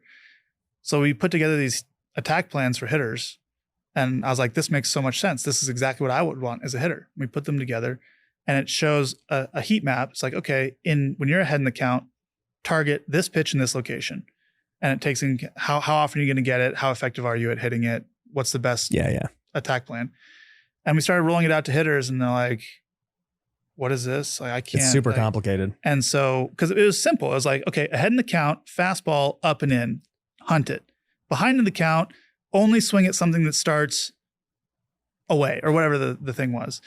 And they've just never been trained that way. No, so like no hitters I'm are already trained thinking to hit. through it, and I'm just like, because even I remember if we would have somebody signs and, you know, The majority of hitters don't even want them. I know. And that's what I'm saying. I didn't want them. I'm like, I don't know that I want them. Like, yeah. But because it's the fear that it's wrong. right. But if you can shift that mindset and you can be like, I don't care if it's wrong this pitch. Yeah. I know over the course of a year, percentage wise, this is going to give me a 20% better chance at producing whatever metric you're optimizing for, whether it's batting average or slugging or whatever it is. Do you think these teams like the Dodgers and even the Astros, teams that are super analytically inclined, that just get all these reclamation projects that just pop off, do you think it's mainly because of that? Not that specific thing, but yes. They're just like, yo, dude, you just need to throw fastballs up in the zone. Yep. Or like, dude, you just need to really hammer, take this approach at the plate. Yes. I've seen it. Yeah. Being with the Dodgers, and I've also talked to players that were with the Astros and with the Rays. Like Tyler Glasnow went from Pittsburgh to the Rays. They told him in Pittsburgh he was throwing some sinkers and bouncing between AAA and the big leagues and looked like he was never going to make it. Yeah. He goes to the Rays, and I know Tyler because I went to high school with him. We were high school teammates and good friends with him. And he's like, I was like, what did they tell you? Like, what changed when you went to the Rays? And like, honestly, they told the catcher to set the glove at the top of the zone in the middle for every single pitch. Never move it. And they said, throw your fastball, try to hit the glove. And then when you throw your curveball, just try to throw it like a fastball and just let it do whatever. Just like set the glove here. That's it. There's no corner. There's no like backdoor this or do this or trick the hitter that way. No, just like throw it right down the middle. And what you end up realizing as a pitcher is like you miss by the average fastball miss in the big leagues, like 12 inches in any given direction. So if you set the glove literally middle, like you're going to hit the plate's only 8.5 inches on either side of middle. So you're going to be missing. You're going to throw balls. You're going to hit the corners more often than not. Damn, he's just painting. Yeah. And it's like, I do this now because when I made the heat maps, I had the realization. I was like, oh, like the most efficient strategy is literally just try to throw every pitch right down the middle. You miss. That's your strategy now. Yes. Wow. Every now and then, crazy. Like a 3-2 count, I'll try to like backdoor two seam and keep it on the thirds. But yeah. Everything else. It's so counterintuitive to, yes. It's what you were taught in Little League. Yeah. And then it went away. Right. And so what are they telling hitters? He's a fastball, curveball, slider, changeup guy. He's got a little bit of sink. No. I'm not talking from the pitcher perspective. I'm telling like these hitters that they turn into beast. How are they fixing them? Like I get how they're fixing pitchers. So like those are like hitter scouting reports. So the hitters go to the plate with information. Most hitter scouting reports are like that. Yeah. Oh, he's got 4 pitches, and you look for a fastball out over the plate, and it's like, thanks, because what if I don't get a fastball over the plate? Like, thanks a lot. Dodgers are like, hey, this guy's we want you to target this pitch. We want you to look at this tunnel. They do it mostly by like quadrant of the zone. If it starts in this quadrant, trigger. If not, let it go. Stuff like 3-2, if it's not middle, take, because the chance that it's called a ball on the edge or whatever. Now, this might change a little bit, but it probably gets worse with the automated strike zone, because if you miss by this much, it's an automatic ball. Yeah. But if you swing at that pitch on the black, you're not going to do damage on it anyway. It's like you might as well strike out or get a walk. Right. And so they just optimize for certain counts. They're like, this guy throws 20% first pitch strikes, but he's around the zone a lot and people chase. So just don't swing first pitch. It's okay if you go behind 0-1. They have a better approach. So they're not, it sounds to me like most of these analytical organizations aren't doing mechanical tweaks. It's all approach. Some mechanical tweaks, like the Dodger hitting coaches are like very, very good with mechanics. I actually went to school with so I went to school with a guy by the last name of Vince Goyak, and his brother is when I was there, he was the assistant hitting guy. I don't know if he's the main guy now or what. I haven't paid attention, but very, very, very good with mechanics. Vast majority of hitters don't want to talk about mechanics at all in the big leagues. So a couple of guys will go in and he'll work with them and he has great results. But a lot on the minor league side, they'll make swing adjustments. So you'll get guys that come in kind of washed out of AAA level, AA level, sign with the Dodgers as a minor league free agent, make some of those tweaks in the minor leagues. They get super aggressive on it because they're like, well, he's not going to be a big leaguer at this current, like in this current state. Yeah. So let's try it. The player buys in. A lot of times they become a big leaguer and it's like, oh, where did this person come from? Yeah. I remember playing with Max Muncy. Yep. And to watch him literally follow that path. He got drafted the year after me with Oakland. I remember he was in low A. We were in low A together. I'm like, huh. There's a first baseman that doesn't really hit for power or anything. Yep. Interesting. Now all of a sudden, just hitting bombs. Like close to 10 years in the league now and won a couple World Series. Yeah. Just awesome Same thing career. Like Chris Taylor. Yep. Coming over from Seattle. I played against him too. That was the same time too. Yeah. He was just a light hitting infielder. Yep. And it's like, oh, here's a little bit better information. And also the Dodgers are not afraid to like tell people where they stand a lot of times, which is a thing like, hey, coach, how do I make it to the big leagues? Oh, work hard and be a good teammate. And if things break your way, it's like, that doesn't do me any good. Like Dodgers will be like, okay, you need to do this, this, and this to have a chance. Because if you don't, like, we don't see you as being You're a big getting leaguer. released. Also, here are ways to improve those things. Here's what we think can improve. Most organizations won't tell people what to do or what they need to do because either they don't know, or they have no way of telling them how to improve it. So, you know, what's the weird thing too? I think back to that. So like, I got drafted by Oakland, and so Moneyball and all that was coming out. And I remember they would really never even tell you why they were doing things. Yeah. And I remember, my first year in low A, I started to have a little bit of success and getting some playing time, even though I was a late round pick.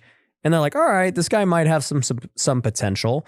And so they started playing me all across the diamond. Yeah. And, at that point, utility wasn't like as big as it is today, where it's like, oh, dude, like being versatile is like a really big, it was like a frowned upon thing 10 years ago where it's like, this guy just sucks at every position. Yeah. So we'll play him everywhere. But I remember like towards the end, they're like, just like, dude, like if you could play short for a little bit, just decently, you don't have to be a full-time shortstop. You're not that good. But if you could just fill in here and then fill in left field and play second and, but they never told me that, but it's what started to happen. And I just like could see like, oh, there's value in that. Yeah. And you look at what the Dodgers do. I mean, Mookie Betts plays short and outfield, and Muncy plays second and third and first. Yeah. And like everyone's moving all over the place. It gives them infinite flexibility late in games. Yeah. So if you let your good players and your best athletes like actually be athletes and learn some of those positions, like a lot of value there. If I was running it, like I would have like everyone that I had in my organization would have a list of objectives that like, if you meet these things, we will move you up and give you a chance to the next level. And like, if like, this is what we're looking for. So if you do these things, you'll move up. Yeah. Like if you put up an ERA in AA of like under 1.5, like you will start in AAA next year because maybe we missed something that like makes you good. We don't know all the answers. Now you could go to AAA, and if in the first couple months you're getting beat around, like you're probably going to get released. Yeah. But like, we will give you the opportunity. Hey, pitcher, in order to get to the big leagues, we need to see spin rate of this. Hey, hitter, you need to hit for X amount of power at your position. Yeah. And it'd be like, who can do this and who can't? But everyone would have the same thing. And, we do that in business. That's I know. It's like, okay, if you want to move up from a junior editor to an editor, we need to see X, Y, Z. Yeah. Like, and that comes with a Y raise, and then you can, here's your career growth and whatever. Like, But yeah, no, we don't do that in sports. no, but why? Well, we haven't been able to quantify like what actually makes a great first baseman. Well, if that's the case, then wouldn't you just train all your first base prospects to do those things? Well, I think like, because like even with WAR, it's like, well, there's lots of ways to get to 2 wins or 3 wins. You could be great at defense and suck at hitting. But it's just for an organization, like not even saying like WAR, right? But just skill set wise. Yeah. Like if I'm running an organization in real estate, I might say, I want a deal where the house is pink. That's my organizational philosophy. You might be like, that's stupid. You want a deal that's like 20 grand under market value. Like that's your organizational philosophy. So I would still want to then go train all my people hunting deals to find pink houses. I guess the A's were really the first to do that. Yeah. They looked like on base percentage. Yeah. They're like, we just want on base college guys. Right. That's our thing. Right. And if that's the case, great, test it, but you need to train your people to be able to do that. So draft for it and then train them how do you draw more walks? Yeah. Like, how do you get more hits? How do you steal more, whatever it is? Yeah. But that's the piece that's kind of been missing is like, how do you train the people to do the thing? And I think now that we can quantify what makes someone good, like it's moving in that direction. So certain teams are doing that. Yeah. But it's being more transparent with your employees, you know, because if I have employees who are like, well, dude, you know, how can I make more money? Well, dude, if you want to make more money, just do X, Y, Z. Yeah. Get more sales, generate more revenue, Right. Get more views, create more wins for the team. Yeah. And, you know, hit more homers, throw 2 miles an hour harder, like whatever it is. Yeah. You know? Well, I call them with KPIs, key performance indicators. It's like we have pre KPIs and post KPIs. And so a pre KPI for you, what you just described would be like, hey, get your spin rate here. And the result should be the post KPI of, you know, your strikeout rate's going to increase. Your walk should go down. And if those things go down and up, you're going to be really good. Yeah. I think of it as the what and the how. Like, what do we need to see? That's the result. How is we're going to, the inputs. Here's how you do it. Right. Yeah. Input output is another way of saying it. Yeah. And I would, if I was running this is one of the reasons I would love to run a indie ball team or something. Cause I would literally do this system and like just test every theory it and like, how does it actually work? If you want to make $3 grand a month, this is what you need to do. You know? And here's how you can do it. Yeah. Here are the resources. Here's, training, whatever it is. Here's some steroids. if we're talking indie ball. Yeah. Here's maybe some BPC 157 or something. That way you can still take it if you go to the big leagues. Yeah. That's funny. Well, dude, I could talk to you all day about baseball, but man, dude, it's been great having you on. Hopefully one of these teams steps up to the plate, literally, metaphorically, whatever, and gives you another chance. It'd be awesome to see you again in the bigs. Appreciate that. Where can people find out more about your app and everything else? Because I think that's super cool how you're doing it. Yeah. Follow me on all socials at Bauer Outage. We're 4 app sports in the App Store, 4 APP sports. Number 4? Yep. Number 4 stands for Achieving Peak Performance. Okay. It's an acronym. So if that helps. And then Momentum on YouTube and all socials, watch_momentum or watch-momentum. Cool. Guys, go check it out. Make sure you're subscribed and we'll catch you on the next one. Peace.